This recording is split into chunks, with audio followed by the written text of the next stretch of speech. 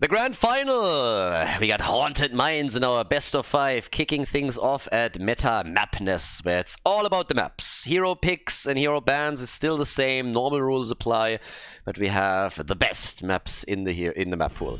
We got Haunted Mines, we got Braxis holdout, Hanamura, we have Warhead, and of course Blackheart Spay. And we got Washed Wurst against the Vinland Raiders. So, the Wursty boys in blue, they've made it through the winner bracket and they haven't dropped a single map yet. I mean, they are the clear favorites in the tournament here. And now the Raiders, coming from the loser bracket, they have another shot at taking them down. This is a small tournament, a little bit of a lighthearted end of the year Heroes of the Storm tournament.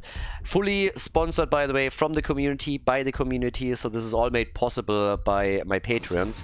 So thanks and a big shout out to everybody that supports me and my stream on patreon.com/Khaldor. And if you guys are interested in allowing us to create more tournaments like this in the future, and you want to see some additional new concepts and some ideas playing out, then you can also either look into the description, there's a link, or head straight to patreon.com/Khaldor and support us there. But we have 900 euros in prize money on the line now for this one. Already have some more things planned for the future. And we'll see how this goes now. But I gotta admit that the maps are actually kind of fun. So was supposed to be also a bit of a test to see how things will develop if we're adding some of those maps.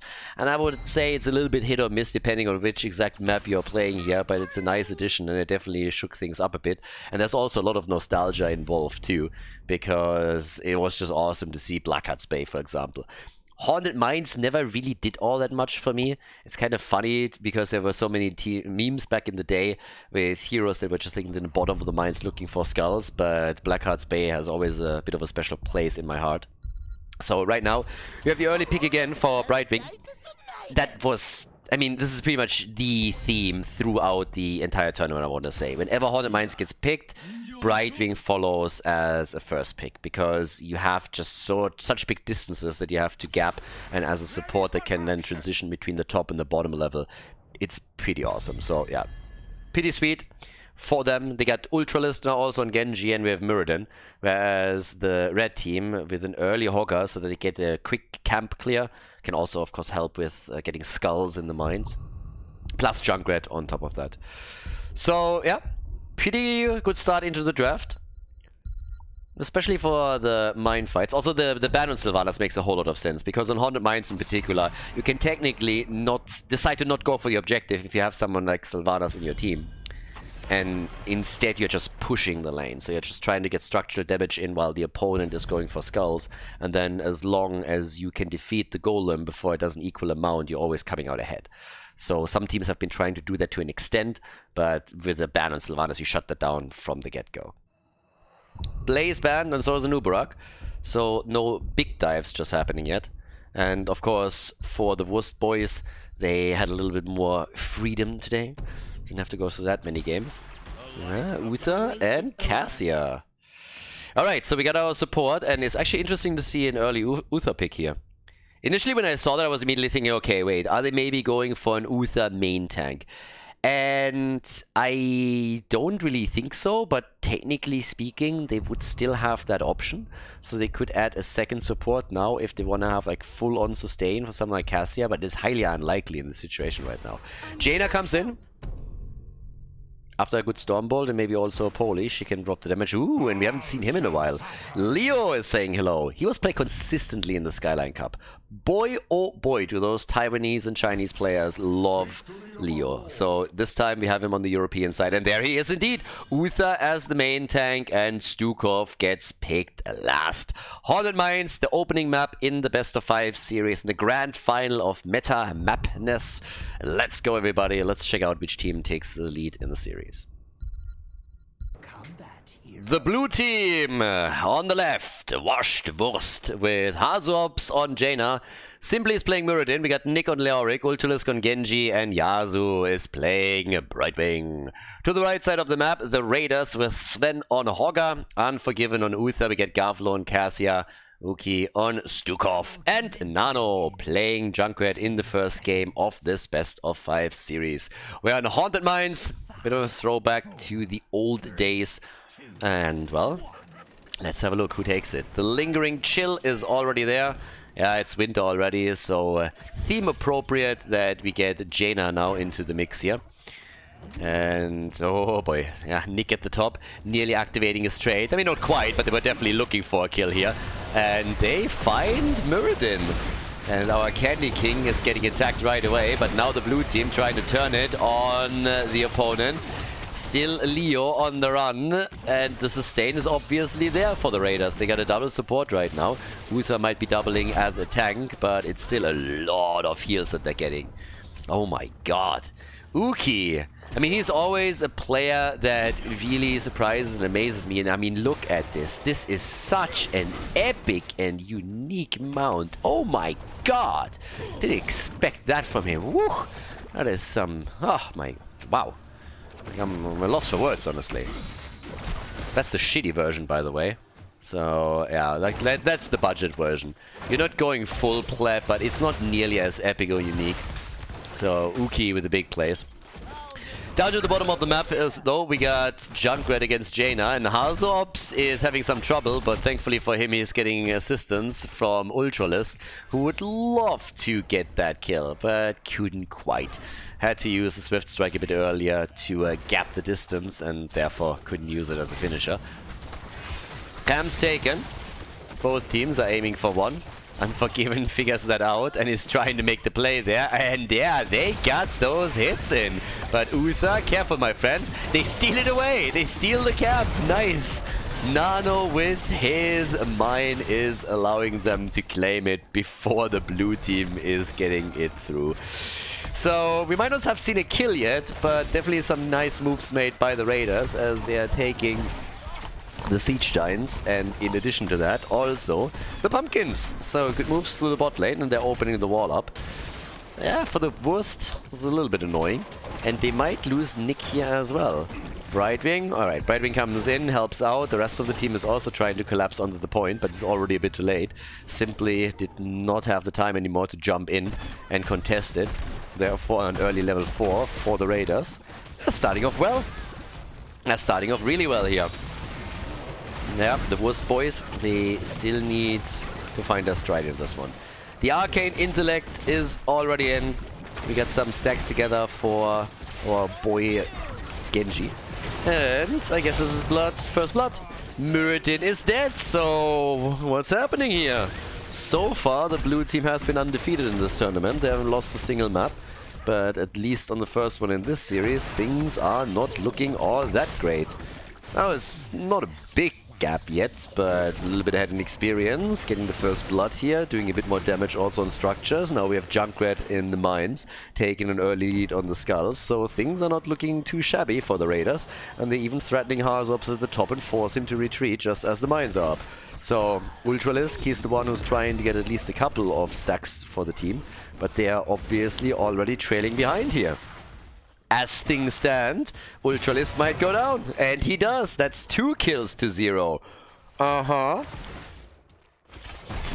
Yeah, also, talking about kills. Simply still playing around. Oh, that Stormbolt. Oh, he's playing with fire. Trying to outsmart them a little bit. But there's another kill. 3 kills to 0. Guys, I'm telling you, this is not really flowing well for the Wursties. They lost 3 heroes now. They're level behind. They're also trailing in skulls. And that is starting to become... maybe not worrisome yet, but a level difference with the talent advantage is definitely nothing that you can just simply shrug off. So you gotta respect that. So it will get a little bit tricky. And Gaflo is also doing some nice damage. And bam, they go for Leo. And Leoric is finished. 4 kills to 0. The Wurst is currently getting crushed. I mean, yeah. A double support is really allowing them to just keep everybody alive. And now Ultralisk was nearly killed, is trying to make it out. But finally a counter kill. Okay, well done. So they get a kill on Junkrat. Maybe that is going to turn the tide of the battle a bit. But yeah, we got a level 7 now also. The ice flurs over here. We have also the Seeing Red. And, well, nobody's really going for the mines just yet. It's always a question on who takes the big boss in the mines, who is really making the commitment with multiple heroes to take the skulls there, and who is just trying to go for those small camps. And Hogga, for example, in this case, is still taking a couple of them. So they are now at 43 skulls, but nobody has really made a massive commitment yet. We had a couple of the heroes earlier down there, but yeah, that's it. So 4 kills to 1, half a level ahead, plenty of time for the blue team to come back here. And everybody's just like playing around the entrances, also about the camps.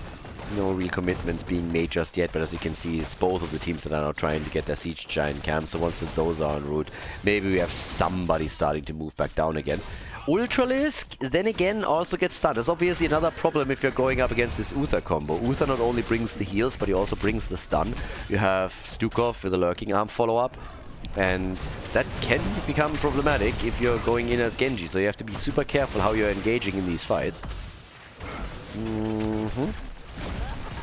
Leo's all the way up at the top, playing his 1 versus 1 out.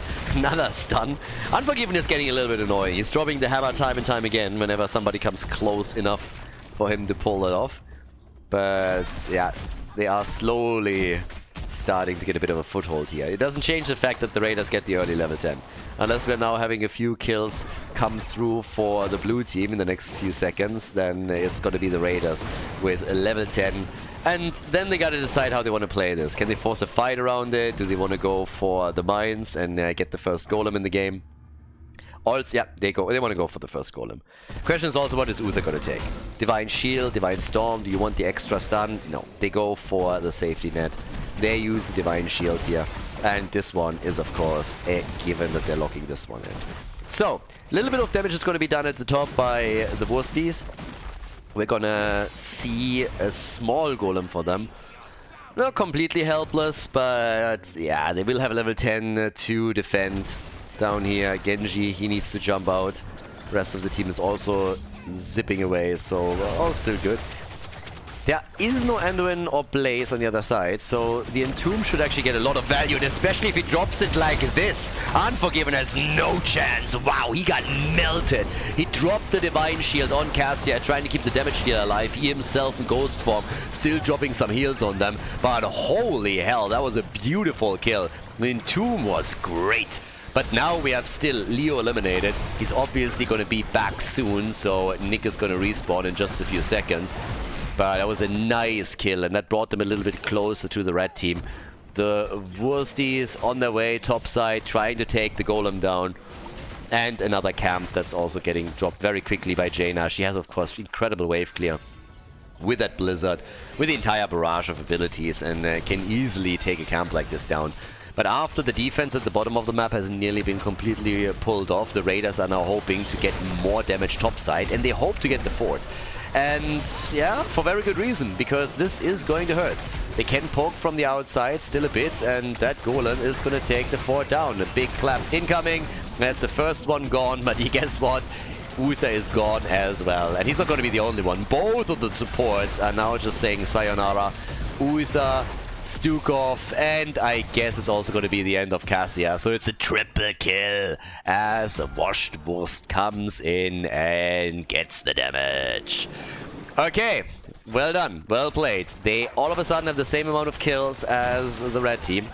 And with the control of the map, they're trying to steal some of their camps away. First and foremost, the Siege Giant camp here. Structurally, still an advantage for the Raiders. But let's see if they can negate that too, as they're coming down to the bottom of the map. And yeah, of course, it's once again Jaina. It just drops the AoE here. Unforgiven is back with Uther. Leo alone at the top. And Jaina is also at 9,000 damage right now. Nothing too insane yet, but once that she's done with the baseline quest, she's also going to have that ice block, which keeps her a bit safer. Now you can tell that they're pulling ahead in experience now, and that's partly because we had Leo at the top side the entire time, so Hogga is now going to make up for some of that. Level 13 will still be faster for the Wurst. And down to the bottom of the map, Ultralisk. He's already poking very early against the fort. He's like, yeah, I got this. It's gonna take me a while, but I got this. Believe in me, boys. I'm working on it. Yeah, he needs some assistance though from Yasuo. If Uther makes it close enough and drops the stun, then Genji might have an issue here. But yeah, level 13 is in. That gives us the healing static, so Muradin can now clap away 6 days to Sunday. This is exactly what he's going to try and do. We have up at the top 2 siege giants that still need to be taken care of. Sven has been sitting there the entire time and is just dealing with everything that comes his way.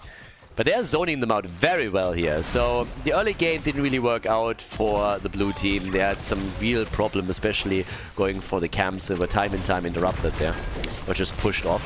But now they're finding their rhythm. And they're putting the pressure again on Gavlo. The Divine Shield had to be used. So there's no kill on Cassia, but Uther still went for the panic button and use the Divine Shield to make sure that she doesn't die in that situation. Since the mines are currently open, they didn't want to play this in a 5 versus 4. They still want to have as good a chance as possible to make this work. The rotation towards the top is happening, so they're getting the camp, but it also means that they have nobody at the bot lane. And Ultralisk, he had a hard-on for that fort the entire time, and now he's coming through and is dropping it finally. They're even getting a kill on Uther again, while not fighting with the entire 5-man. So Uther is currently just activating his trade over and over again. He looked at Leo and he got jealous, and he's like, wait a second. You are talking about your trade? Let me show you mine. And activates it over and over. But Cassia is now also dead, and all of a sudden it seems like the Raiders are getting farmed a little bit. Not too happy about that, I would assume. Started off well, but now they're falling behind by an entire level. And they've also... I mean, they lost pretty much all momentum that they had.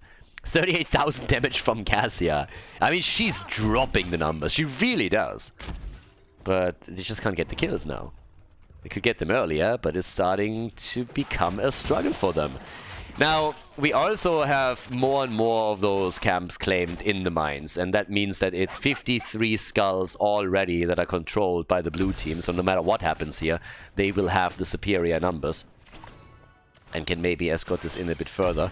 The entire 5-man is committed to this, so the Raiders are just sitting with everyone they have and try to go for at least the skulls around the golem itself. But in the meantime, we could see a top lane push. They could go for a couple of camps, and that's exactly what they're doing. So they're just trying to play around them a bit. They're not engaging into that battle on the golem in the mines. Instead, it's an attempt to go for level 16. Level 16 is the goal. Try to get to 16, take a couple of camps away, eliminate some of the tools that the blue team could use. And even here, they're forcing Nano now to jump out. Nick always ready with a little move. So, as is, we are looking at a talent advantage, a pretty significant one at that. 1.5 levels of elite. And of course, the goal to escort the objective through and go for the heavy attack. This, by the way, I mean, this is a little bit of a meme. So, Ultralisk comes in. He really wants it. He can't get it right away, but that boss is going to finish it off one way or another. They're going for another Siege Giant camp and try to time it a little bit with the boss at the top, but they're slightly too late. It's still going to hurt. Leo is defending up at the top. They're making their move, and the fort will be destroyed. But it's all about, can they force that fight with level 16? Does that Stormbolt connect? Can Leo at some point join them and drop and tomb on them or not? Riptire, yeah, that's unlikely to do a lot. There's no minion wave that they could deal with and that they could eliminate. Obviously, with all of the towers now homing in on the golem, this one is still going to disappear pretty quickly. And they're even trying for a kill here. Damn, Jaina got locked down for a moment. But now Uther has to use the Divine Shield on himself. And that's unfortunate. And Hogga also really losing hit points quickly as the next play is made against Stukov. And this time he can't escape, so Stukov is gone. So is the golem. But they still have the wall fully opened up. There is no level 16. And now with Leo joining, he drops the Entomb and he hits it on Cassia. They're trying for the slow. Nicely done also by Hazu as he comes in with a numbing blast. But it doesn't provide them enough to take another life. They can't kill Cassia here. Instead, they're just falling back again, controlling the lead in experience, and of course the map now too. All of the forts have been eliminated on the right team side. We have level 16 for both teams now, but that doesn't change the fact that with more camps claimed and a big lead in experience, it's the blue team that is looking towards level 20 soon. I mean, you look, for example, on the mercenary experience difference here, and they're pretty much more than doubling what the red team has accomplished so far. So this is pretty significant. The minion experience is also there. Yeah, then again, Muradin, he's dead again. Now they get a counter kill, so Junkrat falls, but the fight isn't over. It seems like Leo, can he come in with a bit of a slow? No, but he gets hit by the lurking arm. There's the shockwave, and Yazu was nearly hit by it, but he played around the invulnerability frames here, and it worked for them. Now they're jumping on Orga, and boy oh boy, he done goofed. Within a second he's eliminated. Doesn't stand a prayer here. Leo's sacrificing his life. The Divine Shield is out again. The battle is all over the place. There's Siege Giants, by the way, at the top through all of this. Oh, sorry, not Siege Giants. Pumpkins and a Catapult that are now severely damaging one of the keeps. I mean, damn, this keep is getting crushed. And the objective is announced. The skulls will be back, but damn, that hurt. That's gonna be a problem for sure as the game continues. Now they could go down into the mines early and try and get some skulls, but they didn't. Instead, well, they did now. They're still ghosting it out with Leo and trying to figure out what exactly is happening here, where the opponent is and what they're planning to do. It's 1.5 levels until they have level 20.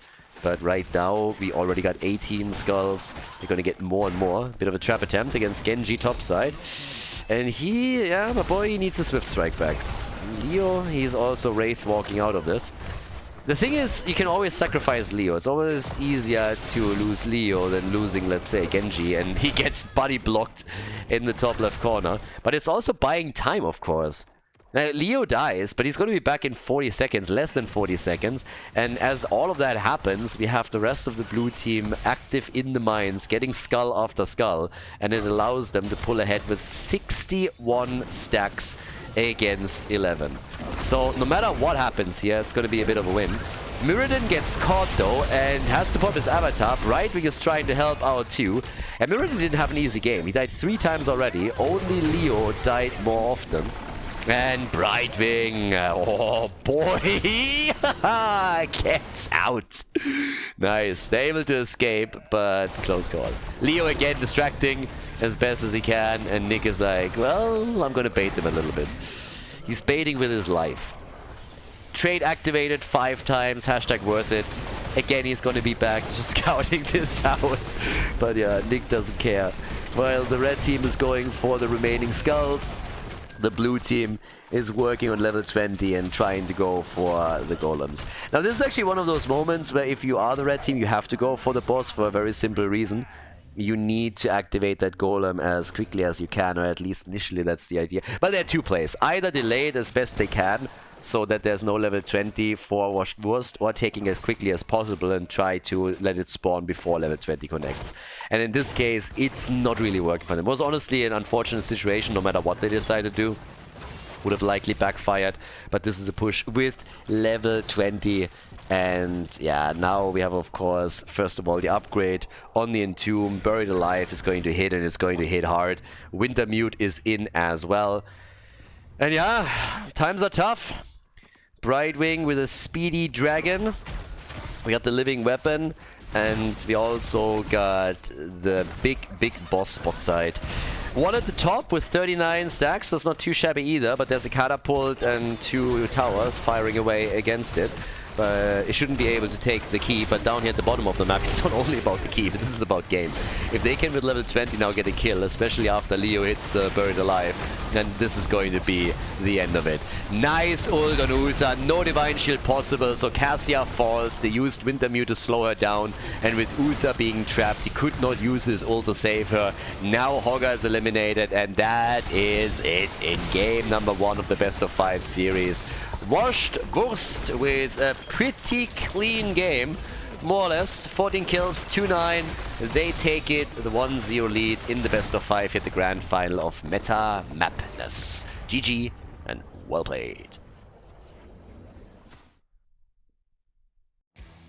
Before we head into game number 2, make sure that you subscribe to the channel if you haven't done it yet, so you don't miss out on any future content here on Khaldor TV.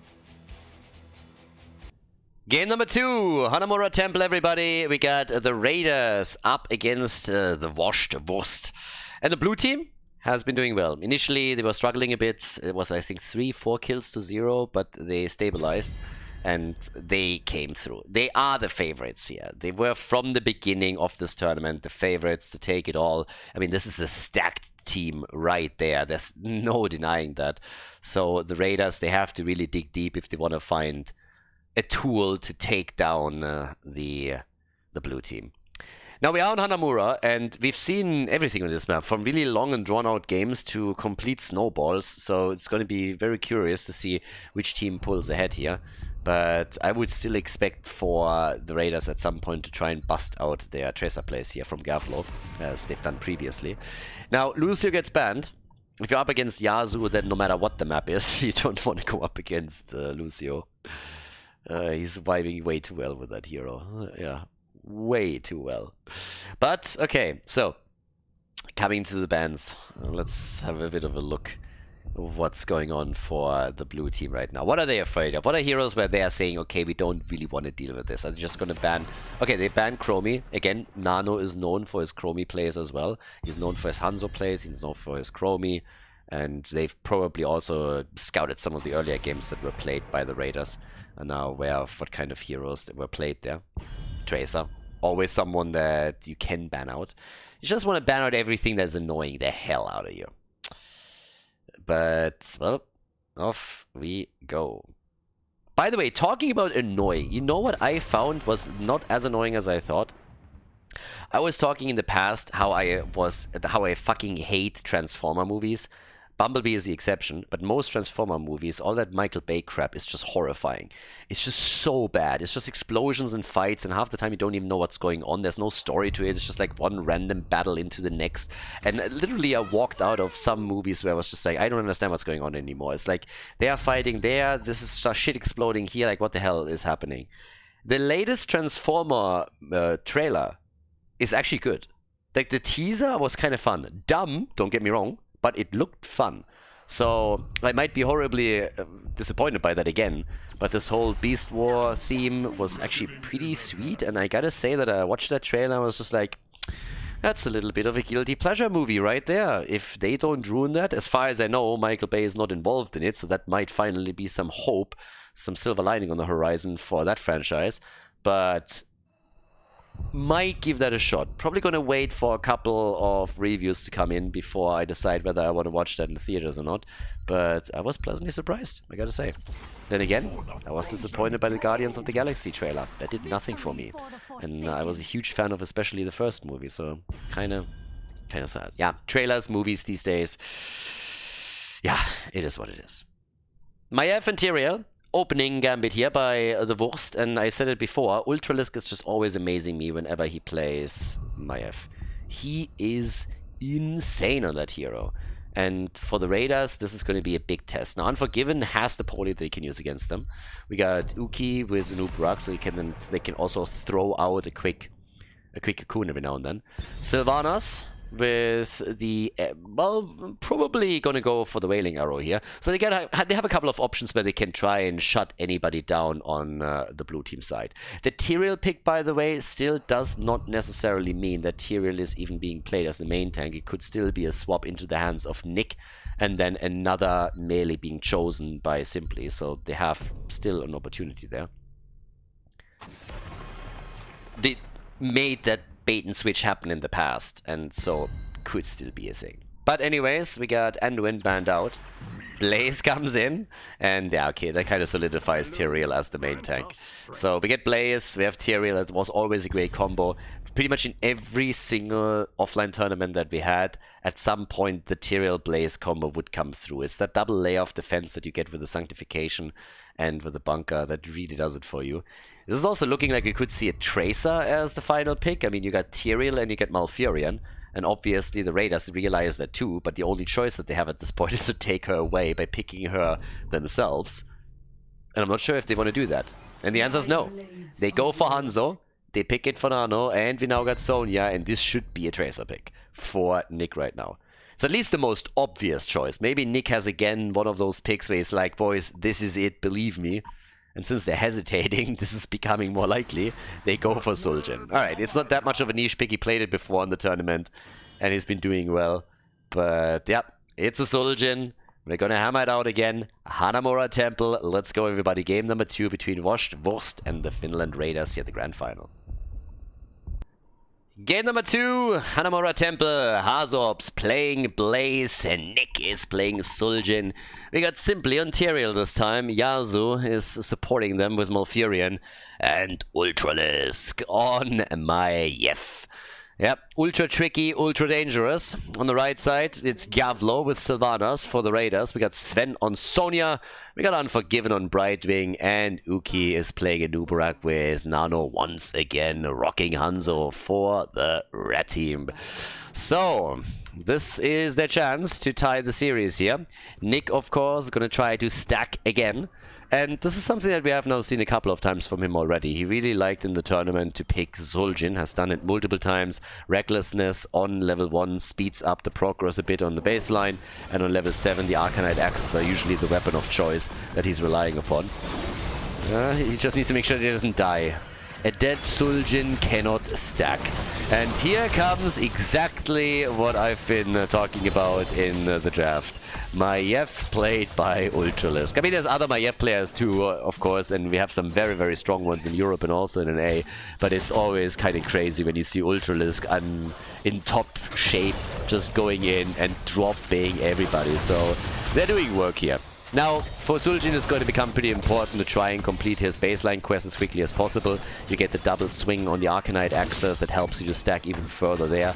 As the game progresses, the more little brawls we're seeing, the better for Suljin, as long as he doesn't die in them. And then it's, of course, a big problem for the opponent's team because his damage output becomes ridiculous. It's one of the reasons why he is probably the most OP character in ARAMs, in brawls.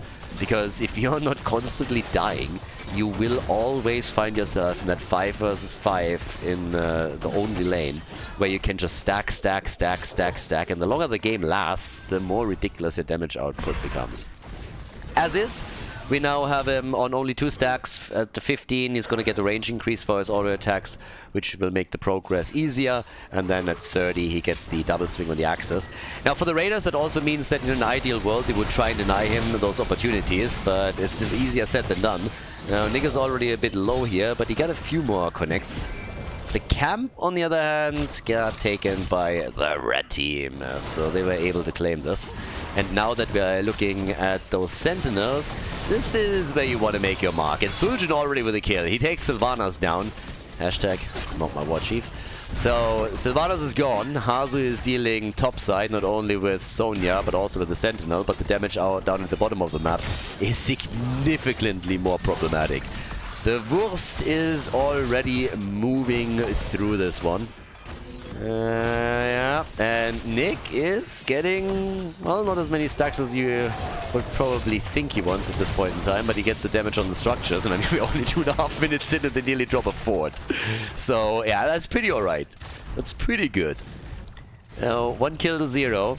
That's all that we got so far, but the aggression is still on. Nobody's really taken care of the payload yet. It's spawning in 5, and they're starting to go for camps again. But now there's, of course, another chance to get damage on structures by simply escorting the objective through. Level 4 talents gives us the magic spit for Brightwing. I honestly want to know what that fucking spit does. I mean, what is magic about it? Like, can somebody explain this to me? It sounds disgusting as hell, but nobody has ever explained to me why that spit is magic in the first place. Is Brightwing just so self-delusional that she thinks that everything she does is amazing, and that's why even spitting is all of a sudden a big deal? I can totally see that. I mean, Brightwing has always been a total narcissist and so self-absorbed. It's kind of crazy. But what is a big deal about that spit? Does it heal me? Does it, like, somehow turn back time? I don't know, like some age reduction crap or whatever, but yeah, it's ridiculous. I mean, what? I have magic spits. Yeah, you have a mental disorder, that's what you do. Well, that's all. Nano on the way back, and Suljin is dead. Alright, so quick kill against Suljin, and that's exactly how you play against him. Try and shut him down quickly and make sure that he doesn't get any stacks, and all of a sudden, they're getting more aggressive. But the problem is Blaze. Blaze is at the bottom of the map, and he's just coming in. Burn, burn, burn, burn. Some men just want to see the world burn. And Blaze is one of them.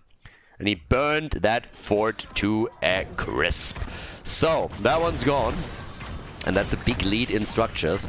Tyrael is escorting the payload through a little bit as they are going in for the next Sentinel. And that's always the big thing. I mean, these bad boys, they really chunk. They do damage. Oh, no. But that also means that the bot lane is now all of a sudden in a spot where even the keep wall could be attacked a little bit. So, Suljin still at 0 stacks on the level 7. The first thing that he throws around, and there's that. Nobody ever explained to me, by the way, how Suljin gets these axes back. I mean, he throws a lot of them away, but I don't think that it works like Thor's hammer, that it comes back. So I'm not quite sure what exactly the mechanics are behind this. Is this guy just running around with a massive backpack full with axes, or how does this work?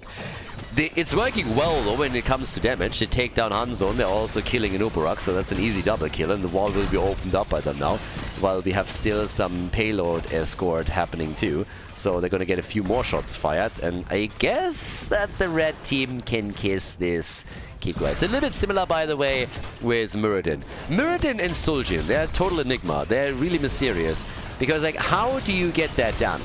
I mean, one has hammers that he can throw all day, every day. The other one has a couple of axes. These guys are just insane. Just imagine if you would open a shop and sell that shit. They would be rich as fuck. They could buy Twitter. They could buy Twitter from Elon, 100%. I mean, they would make back. But instead, now Suljin is dead. You know, he got one down by the weight of all of those axes and couldn't escape, couldn't run away fast enough. So he dies for the second time. Didn't have an ult yet. 4 kills to 2. But even with the kills that we have and those counter kills, it doesn't change the fact that the red team just lost both of their forts. Both are gone. And there's level 10. And Suljin is teasing. Dude, you died 2 times already. You need that Taz Dingo. You need it.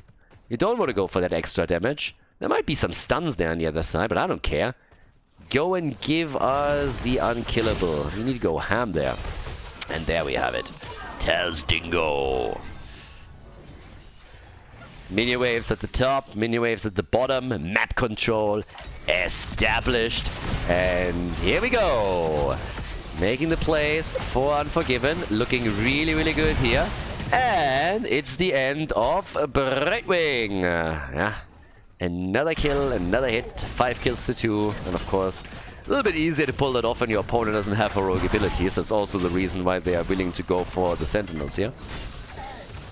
The arrow. Could use that, but it's already claimed.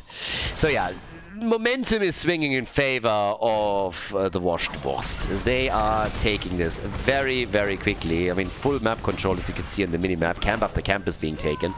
5 kills to 2. Yeah, they are trying to go for Ultralist. The tether, the cage, the sanctification. Arrow in the back line, but Sylvanas is already down.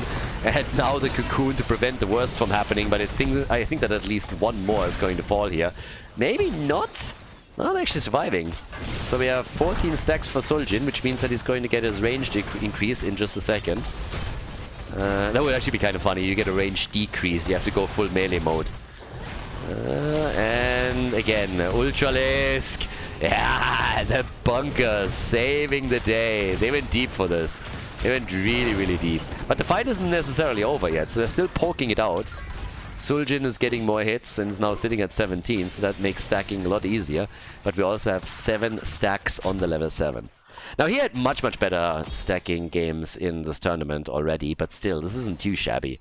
As long as they continue this, because they're still ahead. They haven't lost a single fort yet. So even if the Raiders are starting to turn this around, it still means that Suljin will have plenty of time to try and stack this up properly and scale into the late game. Yeah, good stun. Follow-up is also nice, but Hanamura can't get out of here anymore, and he goes down, and the rest of the team is getting absolutely crushed. I mean, absolutely crushed. Oh boy, that one hurt. 5-man team wipe. Bit of a desperation move there by the Raiders as they were trying to get the hit in. But yeah, take a look at that. Hanamura, the first one, they were hoping to get a quick kill, and that didn't work out, and then the entire team just gets popped. And now another payload gets escorted in. They have a 2-level lead. I mean, it's more than that. It's a 3-level lead pretty much. and they can get the shots fired insanely easily. That is going to eliminate the bottom keep for sure. And of course, if they can get more kills, then maybe some damage on the core is also realistic. So yes, here it is. They get the hits in, and they get the kill. The arrow is dodged, not hitting anything. Nick still doing work. He's at 25 stacks right now. So he's stacked up very quickly after he hit the initial 15. And now he can just absolutely crush them. That's also true for his level 7, but you can see here already that they're going for Brightwing. They're going for another kill down here against Sven. And Sonya gets away with 30 because he thought he already had the kill, which wasn't the case. But with Uki now falling, it means that there's pretty much nobody left to defend this. And therefore the core should be next. And the ult is also still available for our boy Suljin, which means that worst case scenario, he pops that and then chunks it down. Axe after axe, that is game. And here we are. We got the 2-0 lead for the Washed Wurst in the grand final. Well done.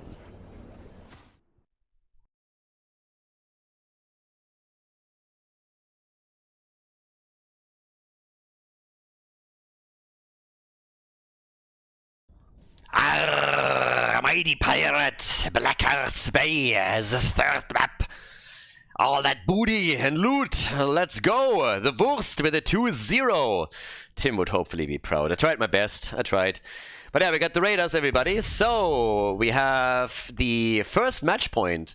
First match point for the Washed Wurst. The Raiders, obviously, are going to try and bring it back here, but woof, Hanamura was a little bit rough. They got kind of clocked there. So, now we're heading into one of my favorite nostalgia maps. I mean, this is a little bit of a guilty pleasure map. The doubloon mechanic, it can be insanely snowbally. There are other problems with the map, but it's kind of fun still. It has treasure chest, it has pirates, has a ghost ship. What more do you want? What more do you want indeed? Rum, where's the rum?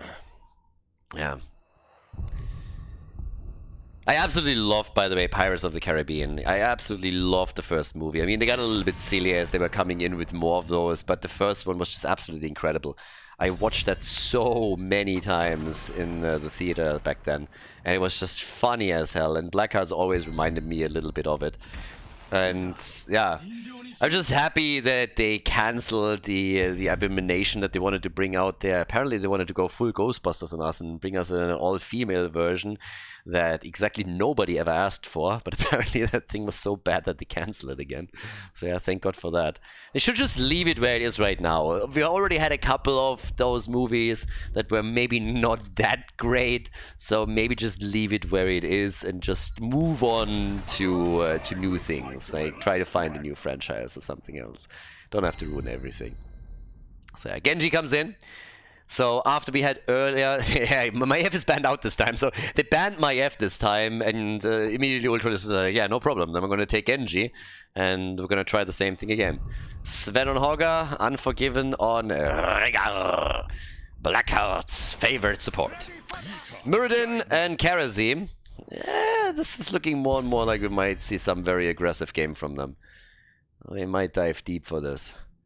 Okay, so we have, for now, the next ban coming. What do you ban against them? I don't think they're going to ban Sergeant Hammer again, do they? Well, to be fair, you could still pick Hammer on the blue team side. Whenever anybody engages, you just like 7-sided up. Yeah, and they get rid of her. Yeah. When you have Nick, Haas, and Ultralisk on the other side of the draft, then you always got to be a bit careful of what you let through. But you can't just properly draft against these guys. There's too many heroes that they really excel at that you want to get rid of. It's like the funniest thing for me, every single time that we're going through a draft, either on a live stream or even on YouTube, I was like, oh my god, they let this hero through the draft. It's just like, yeah, doofus, because there's another 10 that they want to ban, and they can't ban them all. It's like, oh my god, of course they're going to lose when they allow him to play that hero. It's like, you do realize who they're playing against, right? There's like plenty of heroes that they're all known for, and you can't ban them all. That's just what it is. But, well, we got Jojo banned out. Now, of course, a bit of a question of what exactly Karazim is... I mean, when I see Karazim, I really would like them to go for maybe even an Abathur pick. We saw Abathur a surprising amount in this tournament. I think we had like 2 or 3 Abathur games. It's just fun when you have a Genji, a Muradin, or a Karazim move in with Abathur. Like, this draft would work so well with him right now. So if they wanted to, they could definitely try to put the Slug into the action. Is that the play to make? Probably not. It's not their strongest pick, but it's definitely a pick that would work. Not as good as others, but it would also be kind of fun. But they go Rexa, and they go Vala. It would have shocked me if they went for him. But I like this regardless. So now they have Rexa at the front. Hazu is back on him. He's been playing that for like ages, and then completely left off him again, and never really picked him up anymore. But Nick on Vala also a pleasure. Usually with the multi-shot build, he seems to prefer that over the alternatives. In this case, you could go for Arrow very easily too, and Arrow also allows you to grab the chest very quickly. Last pick, Gavlo, game number 3, and the Abathur pick comes through after all, just for the other team. The Slugger is in the house, everybody. We are on Blackheart's Bay. It might be the final map of the grand final. It might be the start of a reverse sweep. Let's find out together. Game number 3 in the grand final of MAPness. Get ready for battle, your landlubbers. The treasure chests are mine. All hail to Rhaegar, the best support. Yasuo and Karazim for the blue team. They got a 2-0 lead and they want to make this a quick 3-0. They want to win this tournament without dropping a single map. They're the favorites. They've been from the beginning. Can they pull it off? We'll figure it out together. Simply on Muradin. Harzos is playing Rexa. Nick, as expected, with the arrow build on Vala. And Ultralisk on Genji. The right side of the map, the red team playing it out with Sven on Hogger, Unforgiven on Rhaegar. We got Yuki on Blaze, Gavlon, Abathur, and Nano is playing Jaina. Jaina in the house. Arrows already stacking, and the play over the watchtower. We're down here. House Ops is already sitting at the side. It's just parking Misha a little bit. So at this point, Misha has been reduced to an observer ward, and that's all. That's all that she's good for right now. And looks like Ultralisk would love to go for the Slugger here. But yeah, not just yet. They're getting chased away. Yes. Oh. Careful, boys. Where's that dash when you need it? Well, he doesn't have it. So that's a kill, and Karazim is gonzo. Yeah, easy first blood for the Raiders, as it seems. So, yeah, job well done. The party at the bottom of the map still continues, with Harzops holding lane. And Ultralisk is also diving over and is trying to get some doubloons. It's all about the booty, all about them doubloons here. But they're stolen away. So, once again, the aggression that we've seen previously from the Raiders as they're trying to get the upper hand by moving in deep. Problem is that Rhaegar moved in a little bit too deep, so yeah, he's dead, and that's a bit unfortunate. We got kill for a kill, but the balloons are still being claimed, and by now we have 5 in the hands of the Raiders. The chests are spawning though, and here comes Yasuo just punching it out, getting the easy chest to get the 5 doubloons, and up at the top they're also making a bit of a move for it. Oh, the steal! Stop the steal! I mean, damn son! Uki just dashing in and stealing the doubloon. That is not nice. And look at that, they're sneaking in even further in an attempt to get the next one. 4, 2, 3, here we are. We get the next talents kicking in, the Stormbolt connects, and that should be another arrow for Nick as well. I guess he was still on the cooldown. Has 5 stacks in total. Oh, Jaina down at the bottom of the map going full Dreadlord on us. And, well, she's dead. So yeah, she's dead, and Ultralisk gets a doubloon for his troubles. And the turn-ins could slowly start here. A couple of toxic nests are currently being scouted out. Hazu is starting to deliver. Up at the top, they get the slug! And Yasu gets away. Alright, he's able to escape. Good for him. They turned in 9 doubloons already. And here comes Muradin. And Genji. Genji's actually getting Rhaegar a bit low. And Muradin, if he gets the Stormbolt, yeah, I was trying to bait it in. Could have tried to help him out with this. Now, things have changed a bit, so this should actually eliminate the fort now, because, as mentioned in some of the previous matches, these things are invulnerable at this point, and traditionally they always soaked up 1 cannonball, and now they don't do that anymore. previously you had to always go for some significant damage against the towers or the gate to take the entire thing down. And right now, not so much. So with the next 3 shots, this thing is likely going to fall. And that changes the dynamic a bit on the map just in general. So down here, the push is coming. At the top of the map, we're seeing a similar play made, and Vala is reacting to it as we speak. Went on level 4 into the repeating arrow. Still on 6 stacks, but we are seeing more and more fights later on and over the turning points, of course, in the chest, so that is going to help her, of course. But yeah, level 7 is already in for the Raiders, and they go for Mule. And also, we're seeing a play for Jaina, a successful one at that. So an easy kill being made here. 12 of the doubloons in the hands of the Raiders, as they could technically try and go for one. Oh, and Genji died. Genji is down, and Nick is still doing his solo thing at the top where you can control 2 lanes pretty much. But the turn-in is happening.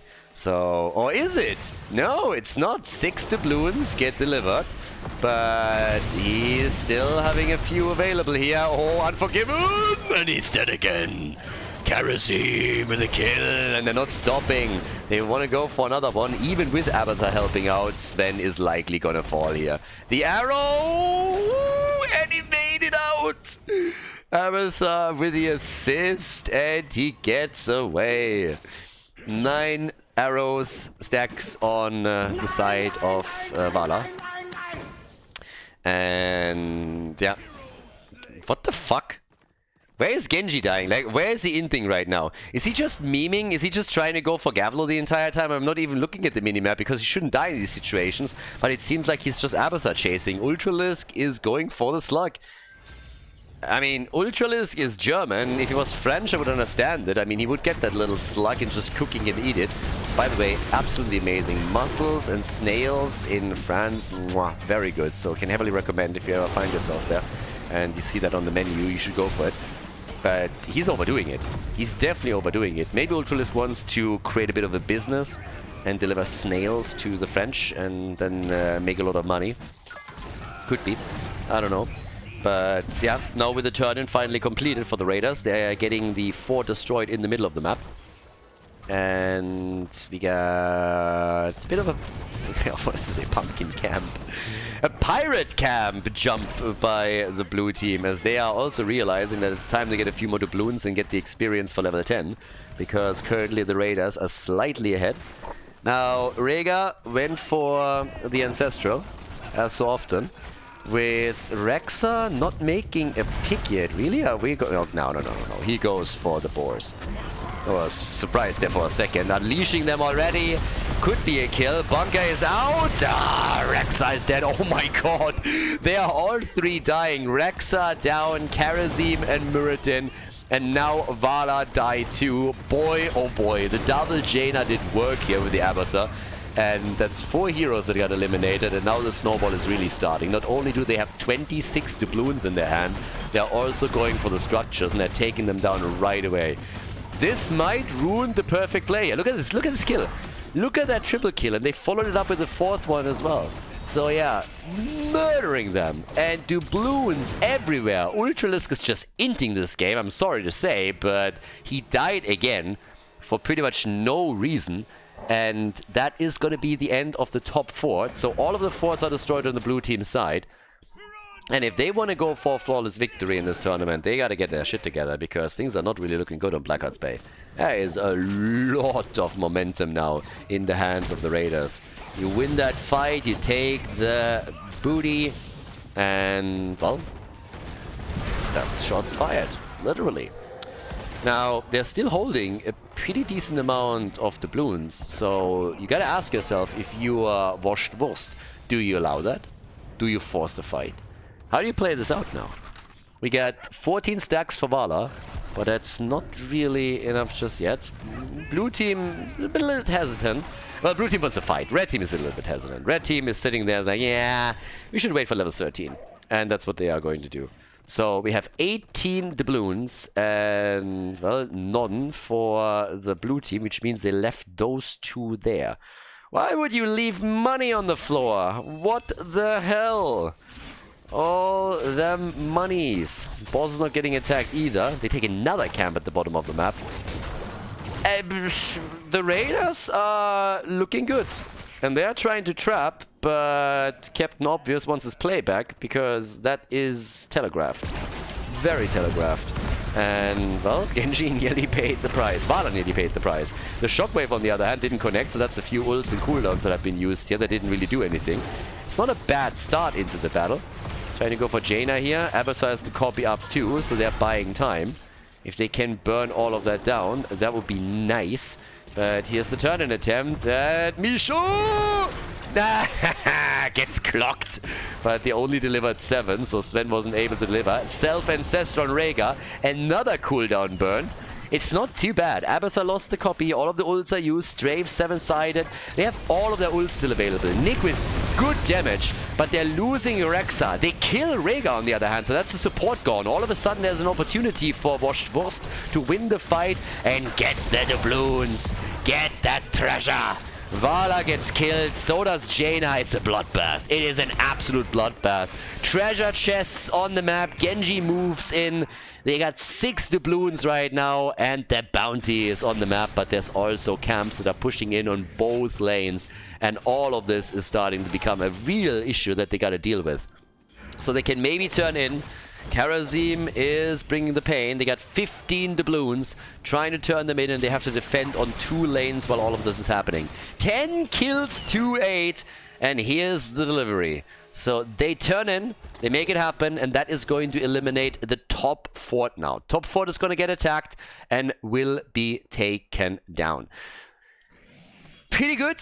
But again, those turn-ins, obviously, they cost more and more with every single one that you get. And they will have enough doubloons, I would assume, for another one if they can make it to the turn-in point. Since they're now taking some additional camps. This time they're actually collecting them.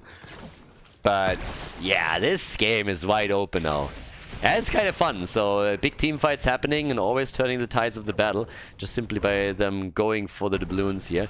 Genji moving in, there's not really too much to do, this thing is gone anyways. Another shot is going to be fired at the bottom, and now we have the red team in position to try and make that turn in happen.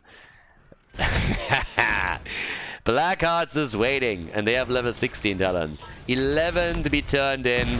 Yeah, if nobody interrupts him, then they're gonna have another set of shots fired. And the boss is getting attacked.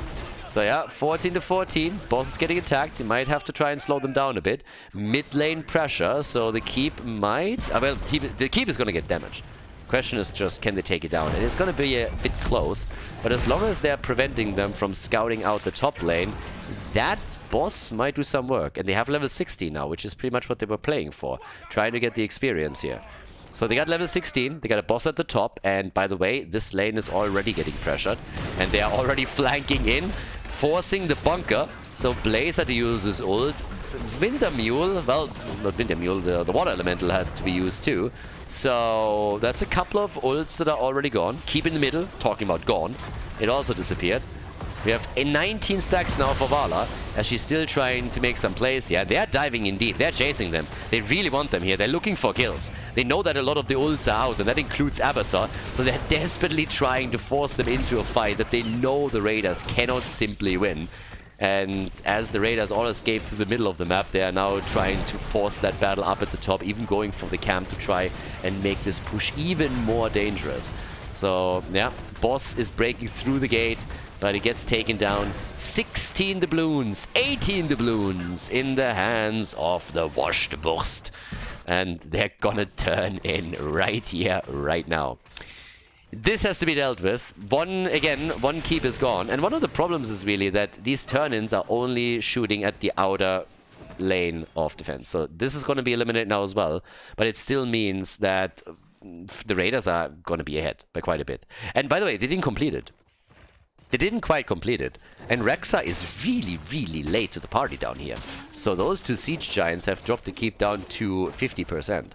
Now, the good news from the perspective of the blue team is that there's not really a whole lot of doubloons in the hands of the Raiders. So it's going to be really difficult for them to get to the 16 that they need. They need to be very diligent around all of the camps here. There's another 11 for Wurst. Or, of course, you just force a fight against your opponent and you win it. That helps too. That's one way to get it done. It's getting a bit trickier now that Nick is starting to ramp up his damage a little bit, especially with Manticore available to him. 24,000 damage for Genji, 22,000 for Vala. But then you look over to Jaina and she's sitting at 39,000. So the doubloons are slowly coming together. Bit of a camp at the top of the map. See how much this is going to do. Probably not all that much. They can go for the turn in here and eliminate that bottom fort, and that's what they're going to do. So the bottom fort is gone, as is that shark that is still jumping around here. And here we go. Plays are being made. Yeah, down. Still soaking up one shot. Nick was a little bit too late.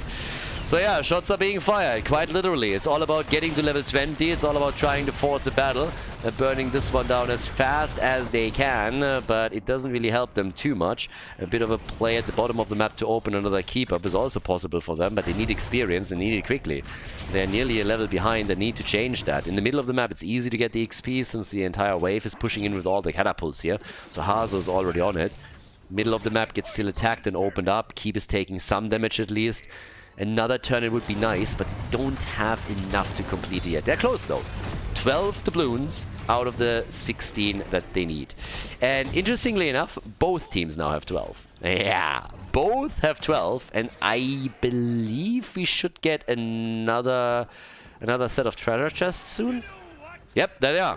Treasure chests are up, and boy oh boy, do you fight or do you let it happen? If they let the turn in happen, they're gonna lose another keep. 100%. I don't know if they can poke this long enough. Genji is trying to get the experience up at the top, but it's such a small gap, but it's big enough for the turn-in. Yep. Stormbolt is too short. 2 more, and that is it. You can kiss that top keep goodbye. Another keep lost in the air is getting pretty thin for Wurst now. So Genji is still trying to help them to push the lanes with the catapults a little bit. Misha making her way out of the fight. Good girl. Good girl. Well done. And here comes Genji. There's the ult. Party time. No, not like this. They're all stacking. The Ancestral being used. Misha is down. The bunker nearly eliminated. Strafe also popping off.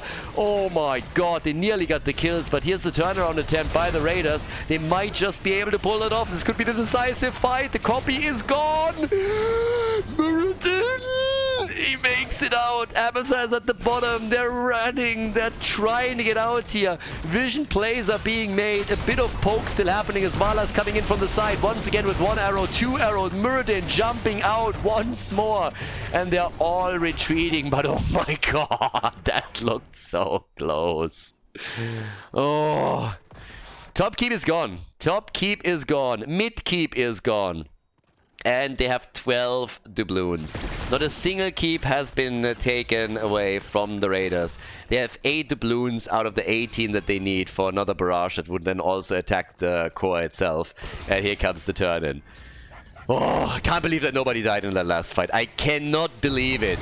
And oh my god, if they don't see that. Oh, that's game. That has to be game. That needs to be game. They're too late. They're way too late.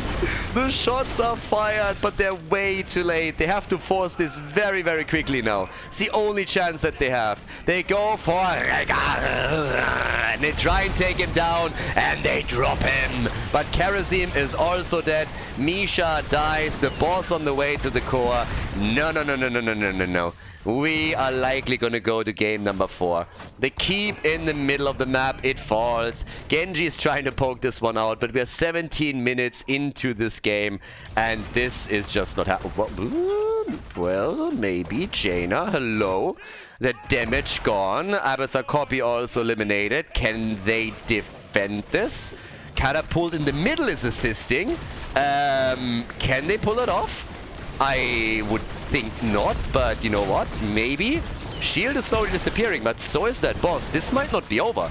This might not be over yet. Boss is doing massive damage, and this is getting real close, but this is 63% still. They need to keep those catapults away from the core, but they get a kill. Blaze is down. Hazu's nearly dying, and with 54% on the core, they are actually saving the game. They're saving the game. They cannot afford another turn-in for the Raiders, though. The next turn-in would end this one. 100%. That bottom keep has nothing left, so that core at 53% is a total disaster.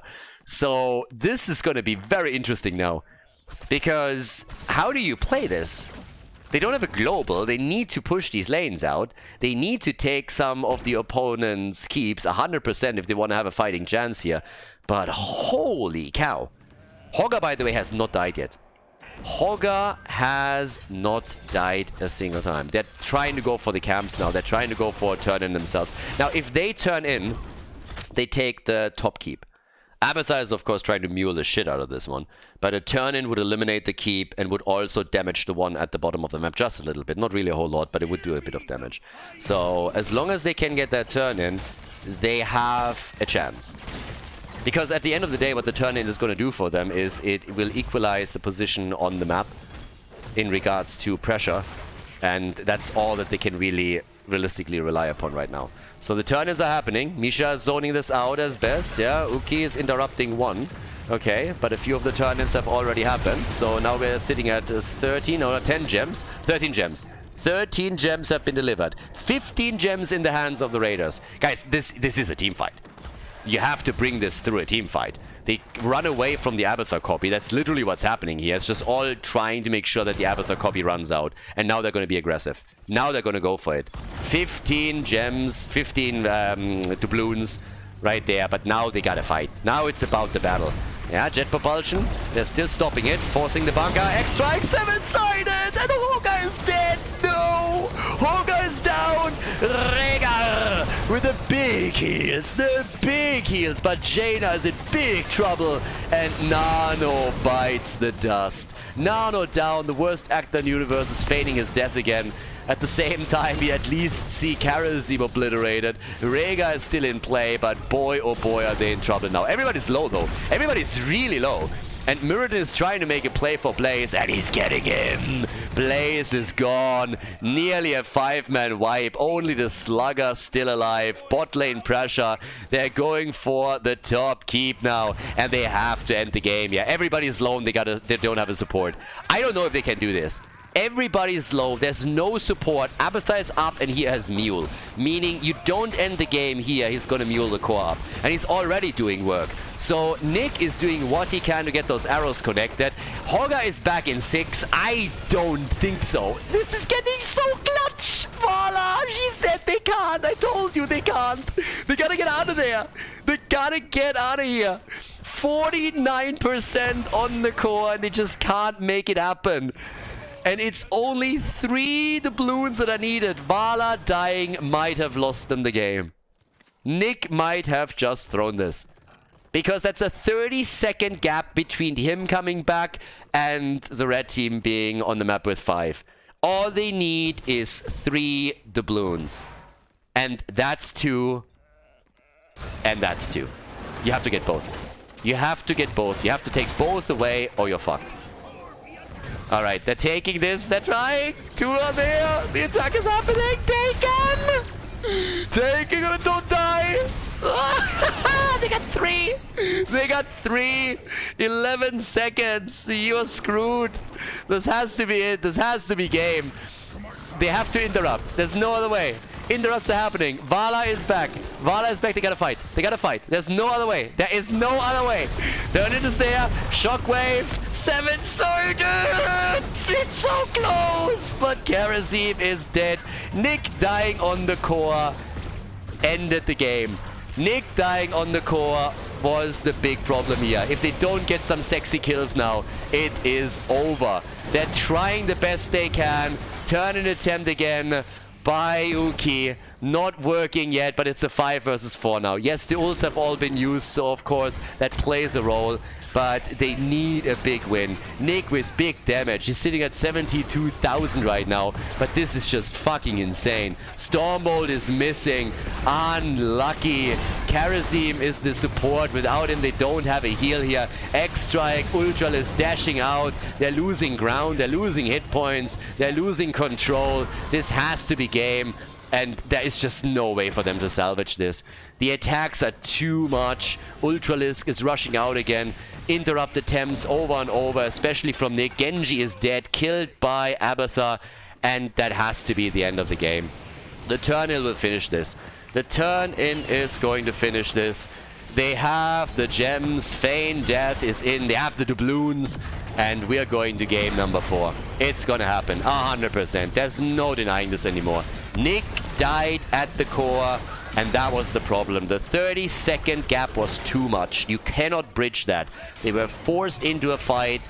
3 doubloons was all that the Raiders needed. They threatened it over and over again, which means you have to attack into the Abathur copy. You have to consistently be there, and they can't do that. And in the meantime, Abathur is muling the core. Back to 77%. That's a huge problem there. They should have gone for the keep. They should have retreated afterwards. At this point, they are doing their best to delay it, but it is just... It's not matter. It doesn't matter. They can delay it for as much as they want. It is going to be a turn-in. It is going to be a barrage. The core is going to fall. There it is. Slugger commits suicide because they know the game is over. They try to go for Nick. Shots are being fired. And, well, that, ladies and gentlemen, is the end of game number 3. Nicely done. Well played. Good job. And this is going to be the 2-1 in the series. So we have a point on the board for the Raiders. The core is going to fall with the next few shots. We have 19 kills against 22. And boy, oh boy, what a game on Blackheart's Bay. GG and well played. Nicely done. Really, really good game.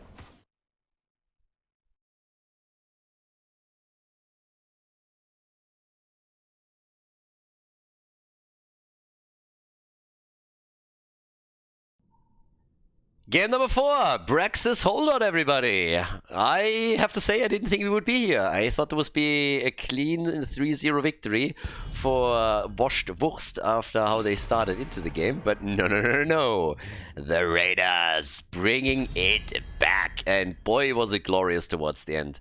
The problem was really that, I mean, the initial problem was they forced the fight, they were able to kill the opponent, but they lost their support doing it, and then they moved for the core. And because everybody was so low and they didn't have a support to heal them up, it was doomed from the beginning, especially with Hoga coming back. It just couldn't make it happen. So going for the keep would have been the better move there, but obviously hindsight is always 20/20, and we have the bird's eye view too, so it's kind of cheating. Then they decided, hey, this isn't worth it, we need to leave. The problem is that Nick died, and Nick dying lost them the game then. Simply because from the red team being with 5 back on the map and him coming back, it was a 30-second gap. And that meant that they had to fight at the turn-in point. They had to fight into an Abathur copy, which they so far always avoided by moving away, waiting it out, and then re-engaging. But they were forced into a battle in a 5 versus 4 with all of the ults being up for the Raiders, and that was just a perfect scenario for the red team. So yeah, very well played out by them. They delayed it for a long time, but obviously Karazim, he died very quickly, and then it was just a done deal. It was just a matter of time, unless somebody on the red team totally ints, which didn't happen. So now we have Braxis, the 4th map, and the Raiders, they are trying a comeback here. Junkrat gets picked first for Hazu. We have Muradin and Brightwing. There's actually a lot of heroes that are very, very mobile right from the beginning, as we normally would expect on Braxis. But especially Junkrat gets oftentimes banned out very, very quickly on this map. Not so here. So, let's see. It would be kind of funny if we would go to map number 5, I'm not gonna lie. If the Raiders all of a sudden start coming in here and start crushing it, that would be pretty sweet. No Lucio. No Lucio pick. Instead, Anduin and a Nubarak. Okay. So, more of an aggressive play now. They go for Nubarak. They got Anduin in the mix. Which also means, of course, that they can save targets quite easily and just, like, pull them over. If Nubarak dives in, they also still have a retreat option for him that they can utilize too. But let's see how they play this one now. Because first we have to go for the bans. And they ban Tracer. Yeah. No light bomb engage with Tracer. They already banned Genji earlier. Then they see Ando and they're like, yeah, that ain't happening. We're not going to deal with the Tracer jumping in with a light bomb and just absolutely crushing it here. And then Sylvanas gets banned too. Yeah, a lot of the damage dealers are by now eliminated here. Hanzo is still up, so you could still play him. That's still an option, especially for Nano, of course. Might actually be one of the picks that they're going for right now. And we still have to decide what's happening on the side lane. Now Blaze is up, Rexa is up, Urel is up. Yep, there's the Space Goat. Okay, Smurfette is in the game. And, well, is it Hanzo? Sergeant Hammer! It's hammer time, baby! Alright. Ballsy. Trying to make that play against Washed Wurst. Yeah. Hanzo. And Nick again with our tennis. He's been playing this now 3 times on Braxis. He really, really likes him at that top lane. And he goes for the stacking on level 1. I would say mixed performances. One was a bit meh, the other one was kind of alrightish. But yeah, against Sergeant Hammer, I mean, you got the blind and you got the swap. So I don't hate it as much as I usually do here. Against Sergeant Hammer and on the map with the ult, you know what? Let's see what he can do with this. So Braxis holdout, everybody. We get Gul'dan for a bit of an added wave clear. And this is the opportunity for the Raiders to draw even with the blue team. Ladies and gentlemen, it's time for game number 4 in the grand final. Here we go, game number 4. The 4th map in the series, and we have Braxis holdout. Over on the left side, we get Hazorps playing Junkrat, Yasu on Anduin. Simply is playing an Uberak this time, so they're already from the get-go looking at a more aggressive draft that likes to dive. Nick is playing Artanis. We have him for the 3rd time now on this map with the same hero here. And Ultralisk is playing Hanzo. On the right side on the map, on the other hand, we got the red team after the success on Blackheart's Bay, now playing with Sven on Urel, Unforgiven on Brightwing. We got Nano on Gul'dan, Gavlo on Sergeant Hammer, which is definitely a cool choice against the team they're playing here. And Yuki is last but not least playing with Muradin. So, what can they pull off? That's the big question. Can they actually tie the series and make that work? We got the Sucky build over here for Gul'dan, so he went straight into the chaotic energy and is gonna go full drain on this one, maybe even. Yeah, I'm definitely here for it, I can tell you that much. And while that plays out, we have all the way down at the bottom of the map, Hazorps may be in a bit of trouble because it's going up against 2, but there's also some top lane pressure that's currently happening. So the big question is just how much of an impact can really Artanis have. We already talked in previous games about the level 1 talent. It's not really gonna do all that much for you. It looks awesome, but it doesn't really add up as quickly as you would like it to have a big impact. But the swaps, of course, are gonna play a role against Sergeant Hammer for sure, and even in the team fights he can pull that off. The blind that he has on level 10, even more so important when you think about it. If you want to dominate those team fights a little bit, and then Sergeant Hammer is threatening to make those a living hell for you, this is a really good counter that you can utilize to ensure that it's not going to be that bad. But the teams are going for camps. Everybody is just like trying to slowly get his, their rhythm to maybe open this also up with a bit of a kill. Let's see what he can do here. Get some stacks together, of course, too. It's going to be tough to take Artanis down in the first place. That's one of the main reasons. But they're just trying to invade as best as possible. And in this case, they're successful. So they claim the first mercenary camp. There's definitely aggression coming from Washed Wurst. They're going to try and be super aggressive with this one now.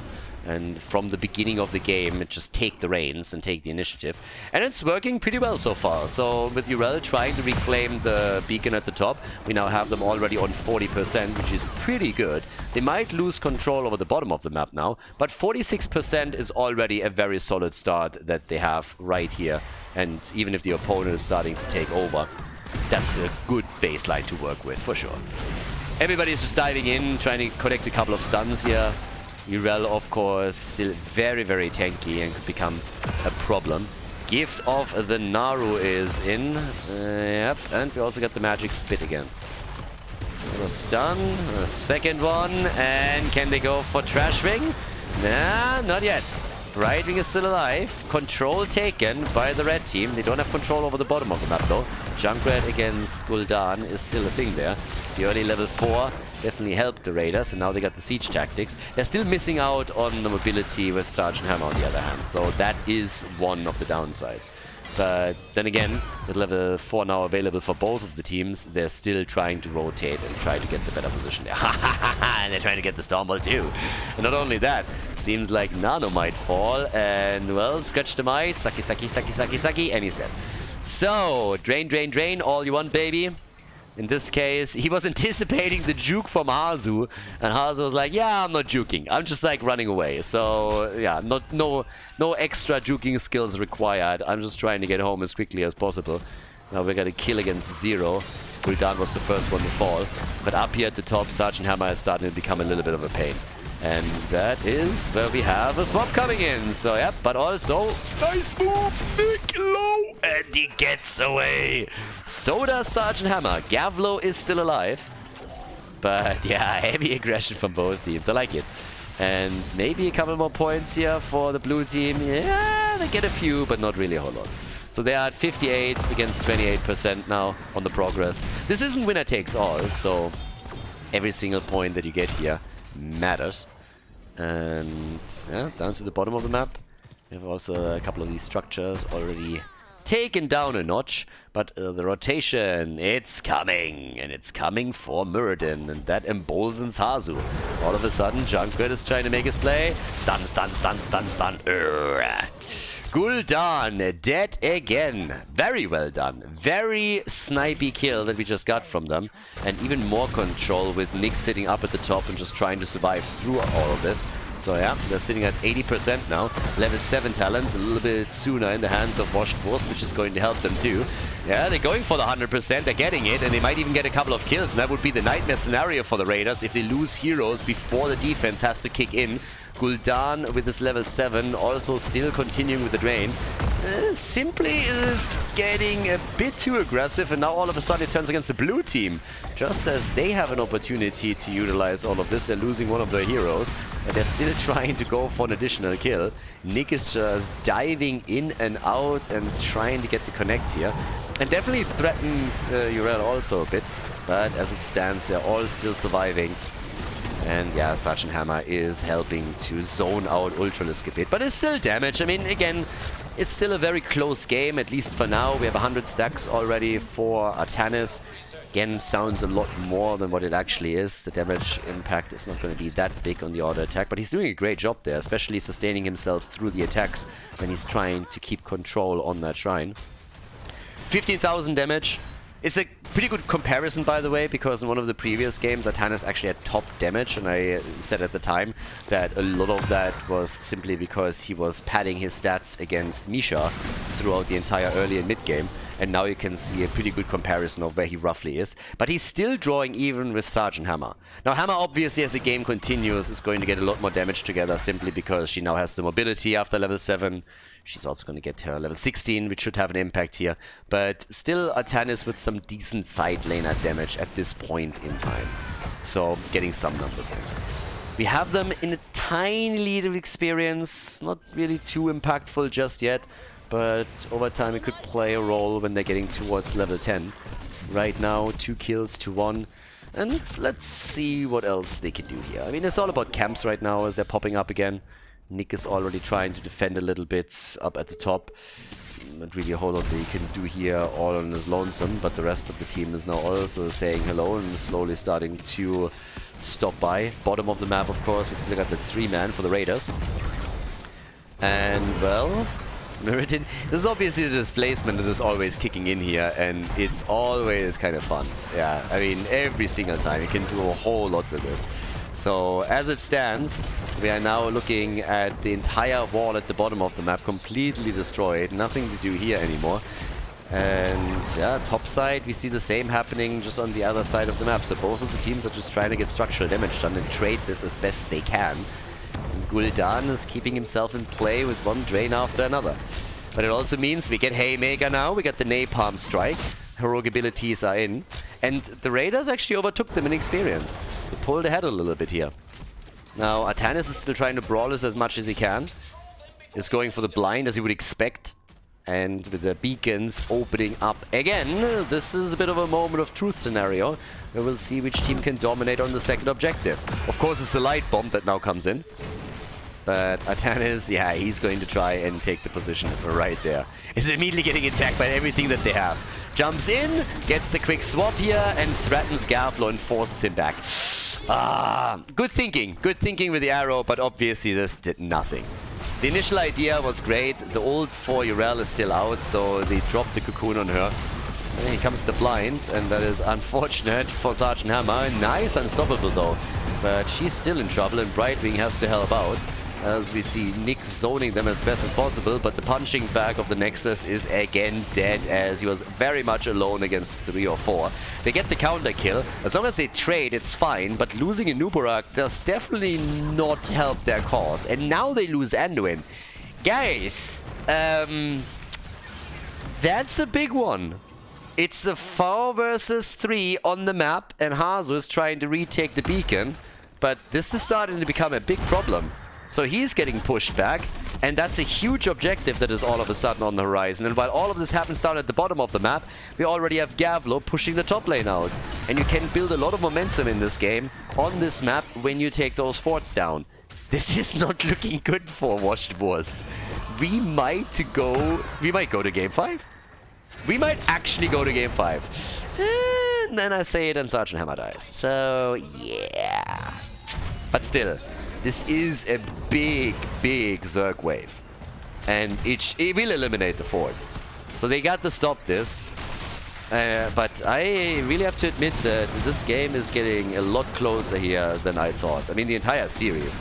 Up to this point, Washed Wurst hadn't lost a single game. Not one map. Not one map was lost by them. And now they're all of a sudden starting to struggle a little bit over here. So they're a level behind. They have lost a couple of structures. They're of course now trying to turn this around. But it's a lot more difficult for them than you would expect it. And that level advantage for the Raiders is now also, yeah, helping them to take the lead in talents.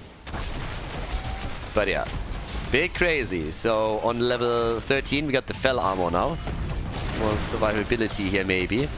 And they're still fighting this. The ult of Atanis is coming out again. Is always threatening that they're making an engage. You can of course use it cross map, which is pretty much what he's doing here now too, just to help the team out a little bit. Whenever that engage happens, he should be there with it. But boy, oh boy. Yeah, Atanis is trying to get experience for them. He's topside. He's doing his best there. 30,000 damage for him. Not too bad. Sergeant Hammer with 31,000 starting to take over in the damage department. Only put to shame by Hanzo, who's at 35,000, but I guess that's going to change as well. Yeah, it's a tough game. There's the Haymaker, and Uburak immediately has to get out. And there's the Horrify! They try to go for a kill at least on Sergeant Hammer, and they get it, but Anduin died. Mirrodin! And Mirrodin makes it out. But Urel is dead. Urel is dead, but Gul'dan with his sucky build is able to get a kill in against Nubarak. He himself is also down, so it's 3 kills to 2. It's such a wild game here. This game is just bonkers. So now all of a sudden we're having, yeah, I mean, we're having 7 kills to 7. Both of the teams roughly on level 14. And the question is just simply, where do you go from here? We don't have the objective announced yet, so that's a bit of a problem. But what can they do? They got level 13. There's of course a huge amount of power spike coming through with 16 for them. Especially the double pull on Anduin. This is going to be very, very impactful. Once that he can start to just like save in more targets, it's going to be huge for them. Teams are just focusing on camps, guarding the boss a little bit, double checking what's happening there. Another 30 seconds until we have, the thingy up, the objective. So, 240 stacks now for Atanis. Again, it's not that big of a deal. It always sounds more impressive than it actually is, but damage is going to ramp up for him a little bit as the game continues. So, they are trying again for the beacons. Another 3 seconds. Nice wave clear here from Hazu. Burns this one down within moments. And yeah, at the top, it's a 2 versus 1. So Nick has to be very careful when he makes the move for it. But he does, so he takes that back, and Urel has to help out soon. But at the bottom of the map, now that they have the control on both, it means that they're starting to get a bit of a lead. It's of course soon going to stop because level 16 talents will force them back. The red team's going to grab those unless they die here. Haymaker and the light bomb into the back line as a result. Immediately Anduin ready for some assistance. But this is problematic. Where's the ult? Oh, yeah, well, that's way too late. That is way too late of an ult from MAPness in order to have an impact. And yeah, we have at least top side now. Hanzo helping out. Sorry, not Hanzo. Junkrat helping out a little bit. They're trying to take the experience as quickly as they can so that they have the extra talent, but it's still a 5 versus 4. And they're chasing even more, which is going to result in Anduin now dying. So the Crybaby gets eliminated. They just walked past the fort. There's nothing that really stopped them from doing that. 16 versus 16 in a few seconds. They had 74%. 76. That's actually huge. But the boss is going to get attacked, and that is a bit of a problem. Now, I would assume that they're going to sniff this out, and the ult of MAPness is back. So, something that they might be able to use here. Are they really going to go for a 4 versus 5 battle, though? Yeah, a bit doubtful. No, they're going to let this one slide. So, yeah, they're not going to contest it. The boss is taken. 16 versus 16. Anduin, double pull, nothing else makes sense. Still the strongest talent for him. It's absolutely ridiculous how strong this is for level 16 talent. And MAPness is forced into his ult. The punching back of the Nexus gets attacked. Nick is low, trying to hide in a corner. I mean, that's sad. That's honestly sad. That was literally trying to hide in a corner. So the boss is there. The objective, they're trying to get even further ahead. They're at 90% now. So even if the red team takes it, it's pretty much going to be dead even. But the question is more so what is happening at the top now, because this might just, I don't think it's going to be game, but it might be keep. And I just want to remind everybody, they haven't taken a single fort yet.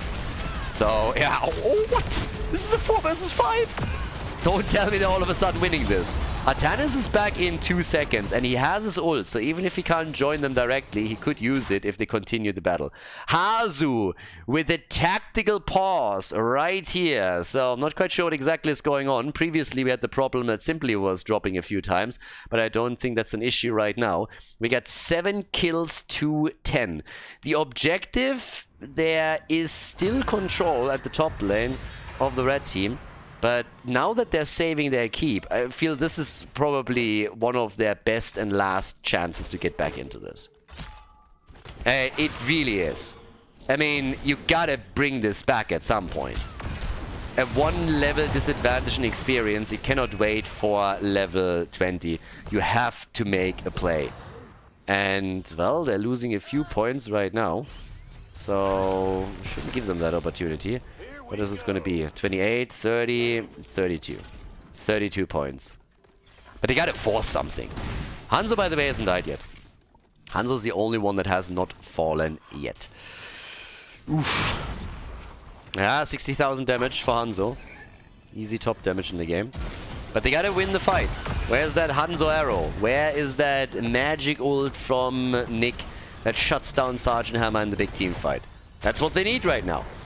Top lane, this is a problem. This is going to drop the keep if they continue here. So they either have to send someone topside, which means they lose bot beacon control, or they gotta fight. It's one or the other. One stun is out, and Simply is, yeah, moving away. Control retaken at the top, and now they have to try and save the keep. Well, Hanzo. yeah, I kind of forgot about him. So, Hanzo comes in, takes it, eze peze, but the rotation is still happening with Muradin making a move towards the top, and Uberak is retaking the bottom of the map, but they cannot play this game forever. At some point level 20 is available for the Raiders, and then, yeah, then it's not gonna matter anymore. They're trying to catch up in experience, I guess, but that's not happening. That's simply not happening. I mean, take some structures down or something. If you look at the experience distribution here, take a look at the passive experience. There's a huge difference. Muradin! There's the stun, the arrow into the back. Oh, but they can't get the kill. The ult for MAPness. That one was actually really good, hitting 4 and blinding the hammer, but I don't think they can get the kill here. Oh, well, maybe they can, and they do. Urel is dead. There's still a lot of action happening on the map because we got a big push at the top, taking that fort down. Key pressure at the bottom of the map. They have to go for the objective, and that's what they're doing. So here's the opportunity. Here's the moment where they can play this out. Level 20 isn't there yet, and now they have a top lane Zerg wave 100% against 32. 32 at the bottom of the map. Junkrat can deal with this. At the top, they gotta push, and Urel is down for 32 seconds. That's the moment. That's the moment right here. If they want to bring it back, this is their best chance.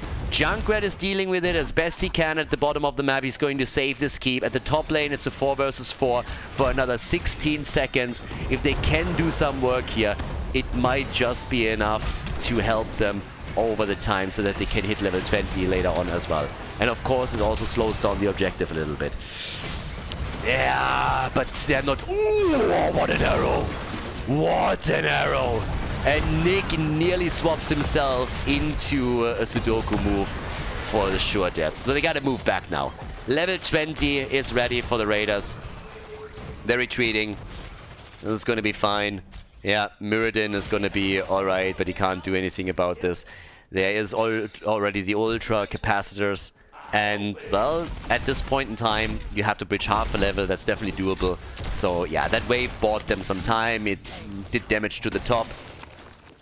They're still behind by 1 fort.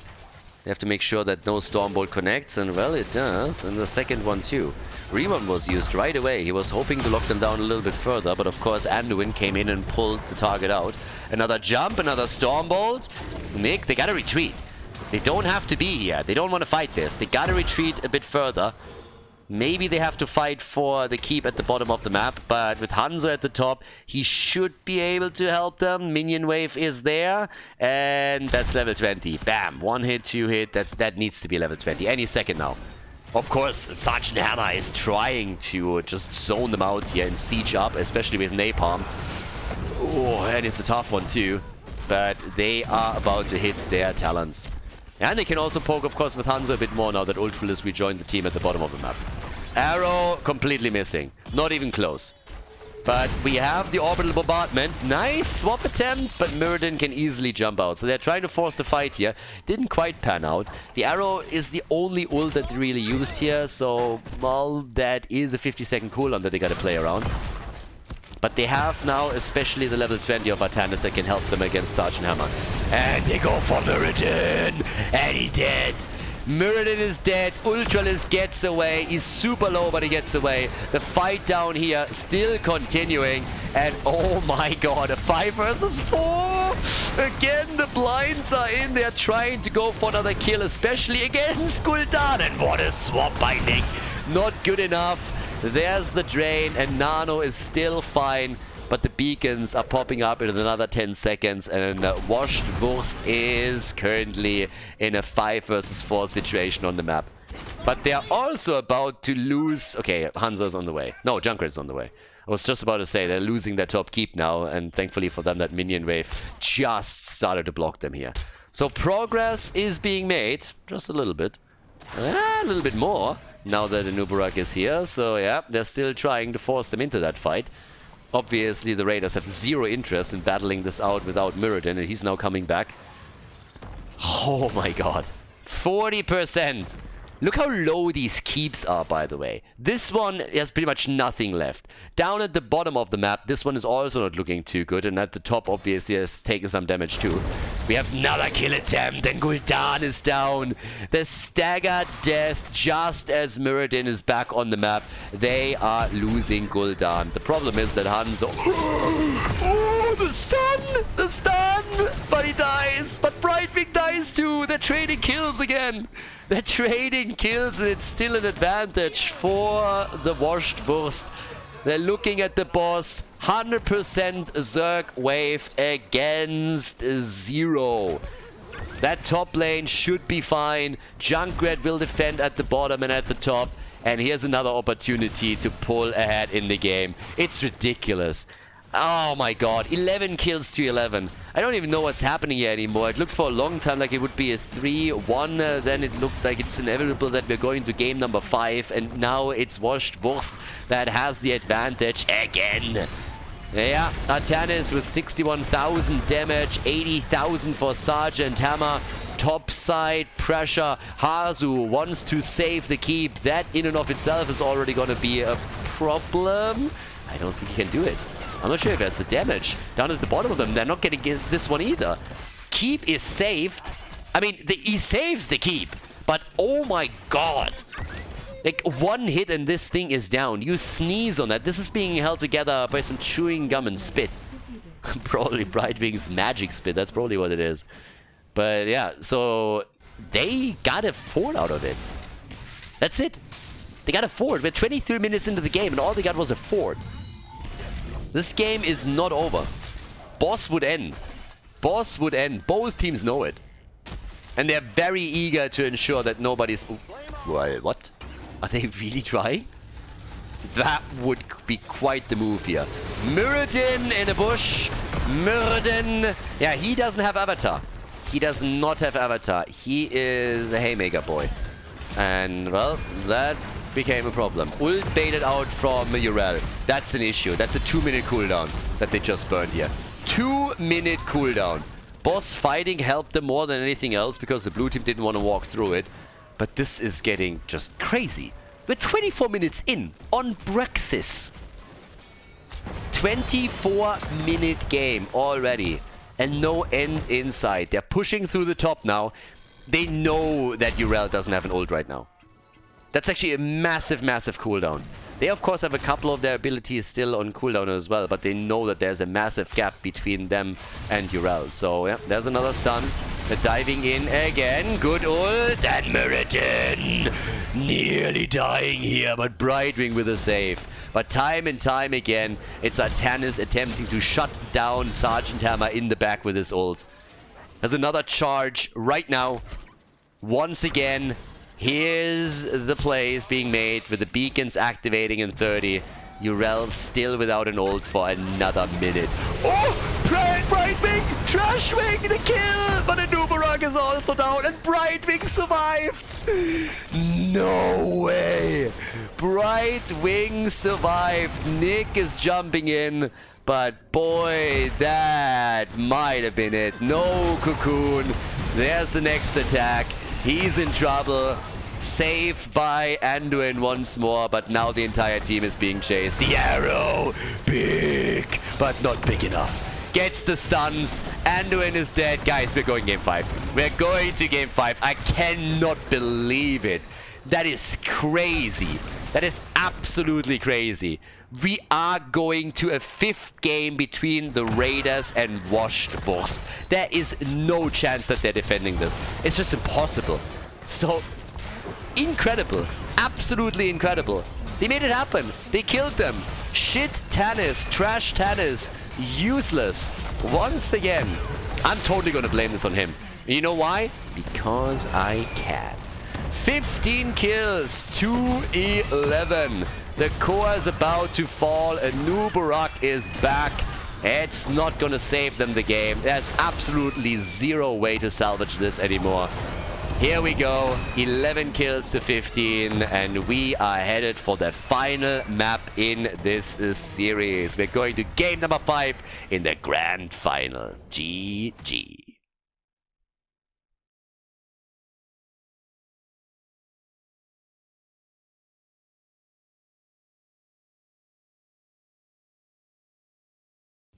It's actually happening.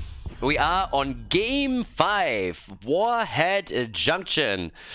Guys, the Wurst boys had a 2-0 lead and it looked like a clean victory, like they would march through the entire tournament without even dropping a single map. And then the Raiders, they all of a sudden started to step it up. And now we are just one map win away of them pulling off a full reverse sweep against the blue team, which is kind of bonkers when you think about it. Also, as was highlighted just a second ago on the live stream, the Raiders are now playing their 14th game in a row. These boys have been busy today. That was quite the loser bracket run that they have there. They definitely won. They're definitely warmed up now. But Sylvanas gets banned. I mean, this is a big map now, so this time when it comes to support bans, we have Lucio banned out. So Lucio gets eliminated. No Yasuo plays with him. But it's just crazy that we're here in the first place. That last map was also bananas. You are looking at Braxis, and how many minutes were we in? Nearly half an hour. It's nuts. That's absolutely nuts. But either way, as it stands right now, we get Hogger banned out. Also another good hero that can help you to take all of these camps very quickly, and they don't want to deal with Ultralisk either. Brightwing, first pick, yeah, that was obvious. The map is so big. What I really liked with some of the performances that we've seen previously is just the general interplay when the tunnels are up, that you're just going from one lane to another the entire time. So I'm pretty curious to see how this is going to work out for them.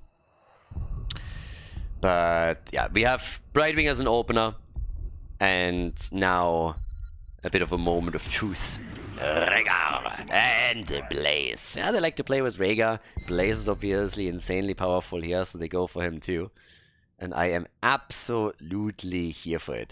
That top lane is super, super important, and we've seen the boss now have massive impact in this one. I mean, multiple of these games on Warhead have been decided through the push in the top lane, when you win one of those late or mid-game team fights and you go for the boss and then you make your play there. There we go. The statement being made. Sergeant Hammer locked in by Ultralisk. They are done with this shit. Look at them. They are dropping the hammer that early in the draft, and they're like, yeah, this time it's hammer time, baby. No matter what you do, we're gonna hammer this one home. Genji also taken, and oh, that's a start in the draft. And Hammer could, of course, be played by anybody. They could put it on Nick, they could put it on Hazel, they could play it with Ultralisk. They're super flexible in the draft for that. There's quite a bit of overlap in the hero pool that allows them to just be very flexible in the way that they're playing this out. Muradin gets banned, and the man with the beard eliminated. And the final ban of this tournament. The last one.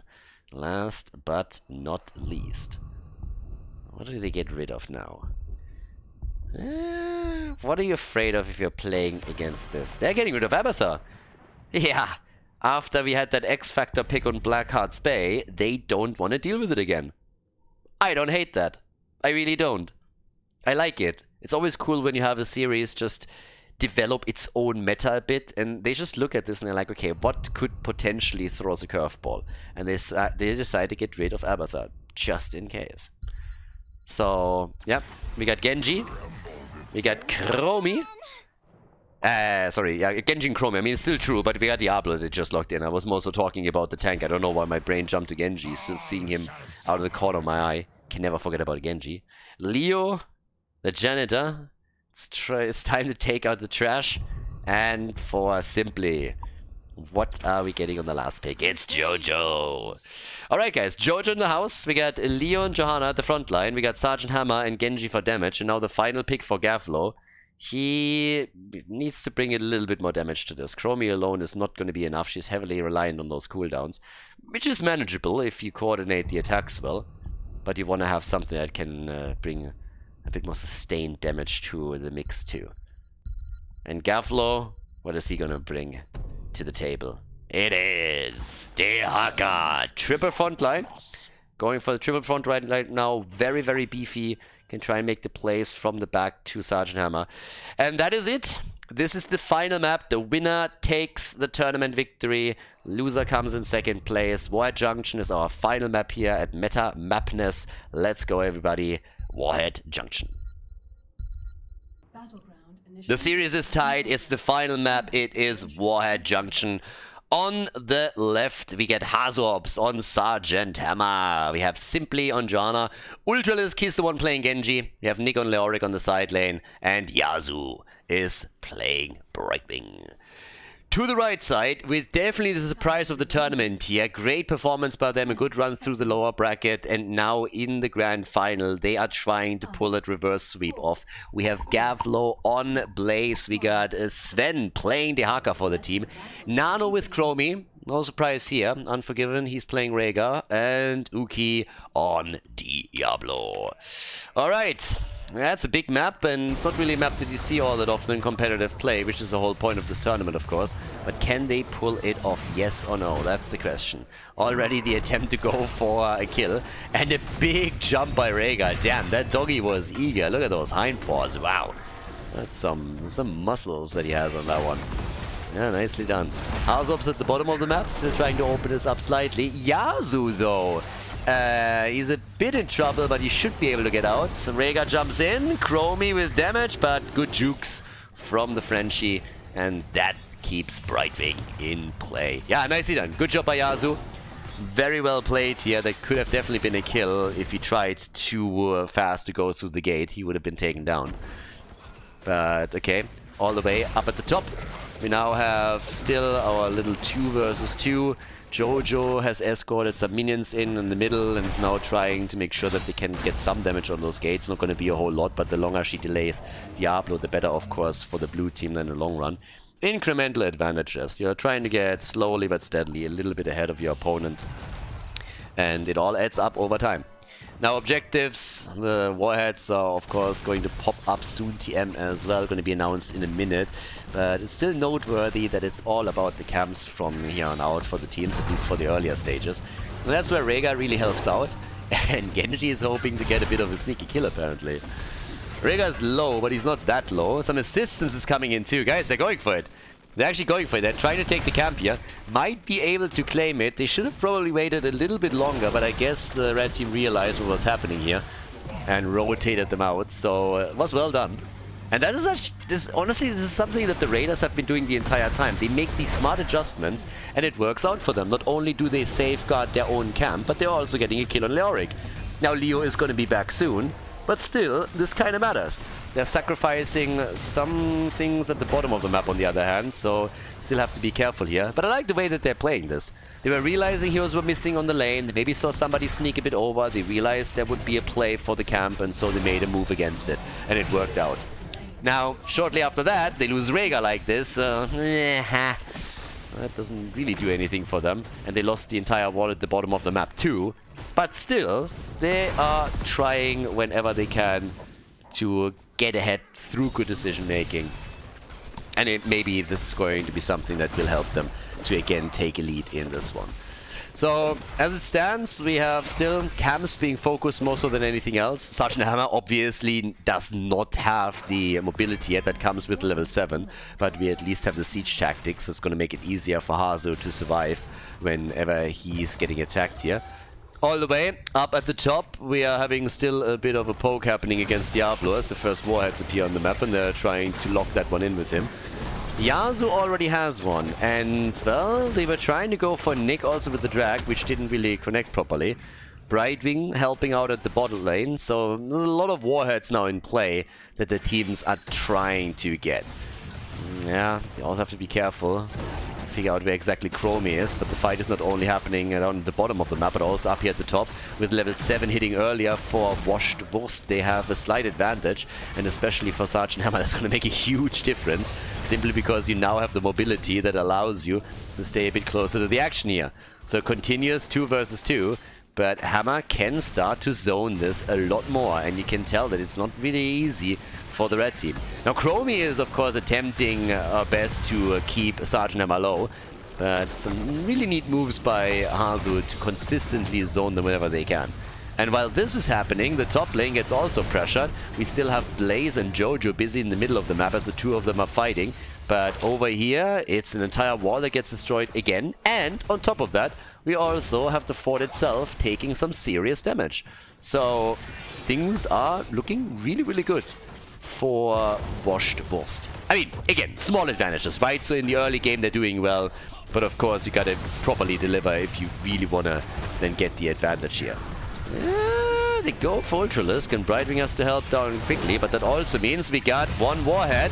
Oh, and Brightwing is down. Brightwing down. They were hoping to also get Genji, but the drag doesn't connect. Ultralisk gets still stunned into a wall, and he is dead. Nice! The Raiders, everybody! Yeah! This is not going to be an easy run for Washed Wurst after all.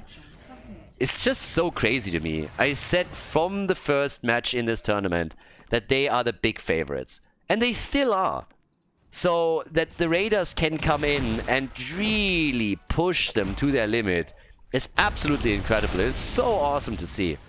It's absolutely fantastic. So yeah, level 10. Next talent up on the agenda. They're invading again. They're finding the potential kill. They try to go for Yasu and bam, the fruit fly is dead again. Trash Ring is eliminated. The camp is claimed. Level 10 accomplished.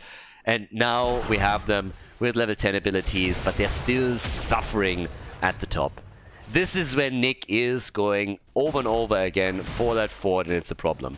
Now this is going to put additional pressure onto the bottom fort, of course. They can push this in now as we speak. We have level 10 for Washed Wurst as well, so they are starting to close that experience gap. But it's still pretty cool what we're seeing here from them. So they should be able to take the fort down, but there's also damage being dealt at the bottom of the map. The good news for them is that Sergeant Hammer is still in a position where he has an easier time just zoning this out a little bit, and Hazu is taking full advantage of that. But the first fort has fallen. So can they do a little bit more with this? I mean, you want to now open the map up even further. And keep in mind that this boss is going to be absolutely crucial as the game continues. And since the top fort is the one that has been eliminated, this is a really nice start for the blue team. I really like that. Because that will allow you later, after one team fight, to go for the boss and maybe even go for keep or core, depending on where the game is at that point in time. Big fight, and oh, the Ancestral. Nice. Good Ancestral by Rhaegar. The fight is not over yet. Chromie is in trouble. Chromie! And she's dead. And I don't think she's going to be the only one that dies here. Rhaegar is definitely... What? Yeah, no, Rhaegar's going to die too. Is he? He should be dying. Is he actually getting out? No way. Leo! And he gets slabbered up. There's the isolation. And they still lose the dog. God, that feels bad. They really pulled all the stops to save him. And then he is not able to make it out. So Rhaegar down. That's 3 kills to 4 now. Bit of damage down at the bottom fort too. So yes, they are keeping the aggression up as best as they can. And we have both teams now on level 12 with more Warheads spawning. And well, when it comes to damage, we have 23,000 for Sergeant Hammer. Top damage in the game already. Also way ahead of Chromie, who's with 16k. Not in a bad spot, but she's even behind Genji. So the blue team definitely with a higher damage output in these team fights. And that's not quite reflected in the kill count just yet, but they are aggressive around this. And they're doing pretty well on it. So there's an interrupt. The Sergeant Hammer moves in again. That Warhead is not going to be collected anytime soon. Camps are taken though, and we still have one at the bottom of the map that nobody really deals with right now. Yep, 13 talents are also available, so a slight advantage for a few seconds, but not for long. And they are sneaking another camp. They're trying to take this one. Sven sees it, but there's nothing he can do. He can't delay this long enough for somebody to rotate over. So yeah, he's low. And gets attacked right away. Has to pop his essence too. So that's a double camp at the top lane. Double camp at the top lane. And they're trying to go for the Warhead. Nobody assists Dehaka. What are they doing? Finally Blaze is coming in. Yeah, they need to do something here. They can't just simply sit there and watch 2 camps pushing through that lane. Apocalypse is being used. They're going at the top for Sven. Dehaka makes it through the bunker. Barely. No kill just yet.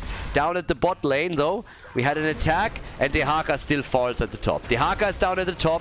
Blaze is a little bit low, but still alive and pops a fountain. And the top pressure play continues, as down here it's all a move made for the next Warhead. Even the keep is taking damage. They're jumping out already as is, but yeah, it is an enormous amount of trouble that they're facing off against now. And, well, are they... Yeah, they're pinging and they're going for it, or they were thinking about it. But they're deciding against going for the boss because the red team was already on the way and they wanted to go straight for it.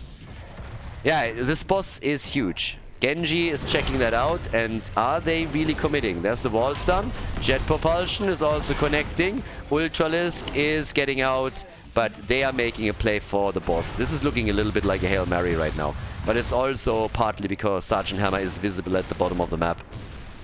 They have vision. So they just give it up.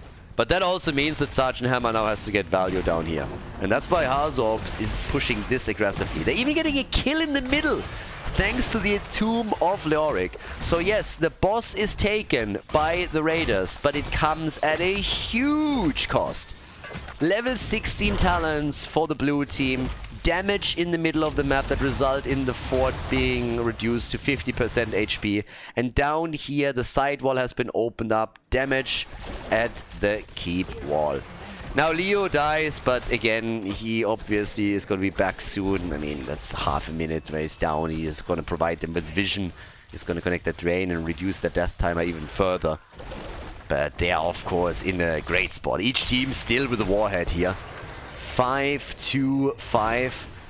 Yeah, top fort still in play. And down at the bottom of the map, Leo still with a swing to win. Genji's coming in there, try to jump immediately on Chromie. She doesn't like that at all. Gets Ancestral, so nicely done by Rhaegar, but it's still a kill against the Garden Gnome. Chromie dead, and oh, that is not going to be the last kill, is it now? Seems like they're going to go for the Haka. Nice Entomb, beautiful Entomb. And they're trying for additional kills. They're coming in for Uki. There's no 16 for the Raiders. They're in real trouble here at a talent disadvantage. Chromie, Dehaka, and Diablo all dead. Dibbles is losing his souls. Now they're making plays for the remaining camps. Genji's in the middle, trying to take the fort down as the bot lane gets slowly murdered by the nukes that they still have. Using Sergeant Hammer now too, with the 36,000 that Hazo already has to try and take the first keep of the game out. 8 kills to 5. 5 versus 5 at the bottom of the map. Actually 4 versus 5. Rhaegar still dies. It doesn't matter. Genji's in the middle. Nick is somehow alive. Saved by Brightwing. And oh my god. They're losing everything here. It's a 4 versus 4 at this point in time. Hazu makes it out with 90 hit points. And Genji is ready to try and see if he can maybe get a kill. If he can clean house here. They are making the play for Diablo. But it's Nick that dies. Leoric is eliminated. The keep is still in play. 16 to 18 on the board though. And they are slowly retreating and halving back as the next set of warheads gets announced on the map. Ooh. Boy, oh boy. Yeah, this is... I mean, it's a level advantage in total. Top fort still there. Not a single fort has been destroyed. And, well, Ultralisk, he gets the Warhead. Ultralisk has the Warhead, and he could use just his mobility to go to the bottom and nuke this one. And he's already pinging it. He's already pinging, boys, I'm taking this. We're going to take that keep now, and we're going to take that down. So, yep, there it is. Gets a hit in, gets 2, gets 3. Doesn't even give a shit about the Warhead. And, yep, there we go. Final hit comes in. Keep is gone. They want at least the fort as a trade at the top, but while this is going on, guess what? In the middle of the map, we're having Nick escorting another wave in. I expected him to go for the Warhead here. And he might still pop it. Probably going to wait for the next minion wave if he really wants to time it. But now that the rotation is coming from the top, they gotta, of course, move out. They can't stay too long here. So, they're trying to get to level 20. We have 50,000 damage by now for Sergeant Hammer. 33,000 for Chromie, just to put this in perspective a little bit. Chromie and Genji roughly on the same damage output level. But half a level to 20. And Washed Wurst, they want to take the victory in this tournament. They lost the last 2 maps. The Raiders with some fantastic play. But can they win the final map? Right now it doesn't seem like it. They can still make a comeback here though. You win a team fight, you go for the top boss again. Keep that in mind, that's 50 seconds, and we only have the keep left on both sides. We talked about how strong this beast is in the late game, and now we're 15 minutes in. So a team fight victory, a boss at the top, and this game can flip. It's absolutely possible, still. So we could see it. Will we though? Level 20 is nearly there, and they want to force the battle as soon as they can around it. 100%. Ultra capacitors. We got the blinded by the light too. And here comes the move. They also go for the bot lane here for Rhaegar. So 2 big fights already popping out between them. And the Rhaegar is the first one to fall. Rhaegar is down. Leo a bit low. Yeah, he doesn't get murdered by Chromie yet, but it's Diablo that dies next. And down here at the bottom, the Leo has fallen. They're still going for Chromie, and she doesn't stand a chance. Yep, they go for the Haka, and they're already making their way over towards the core. They got 2 nukes, and they're starting to use them against the core immediately. It's only the front line that is still alive here. First nuke is being used, starting to reduce the shield. Hazu is making his way over as well. Can use a second nuke, and they can try and take this one down. This is looking fantastic for the blue team. Is it gonna be Washed Wurst that lock in the victory in this grand final with the 3-2 over the Vinland Raiders? The core down to 70%. Diablo dead. The Apocalypse not impactful enough. The entire team is gone. And this is it, ladies and gentlemen. A victory for Washed Wurst in the end. They crown themselves the champion of the first MAPness. They take the tournament and take down the Raiders with a 3-2 victory.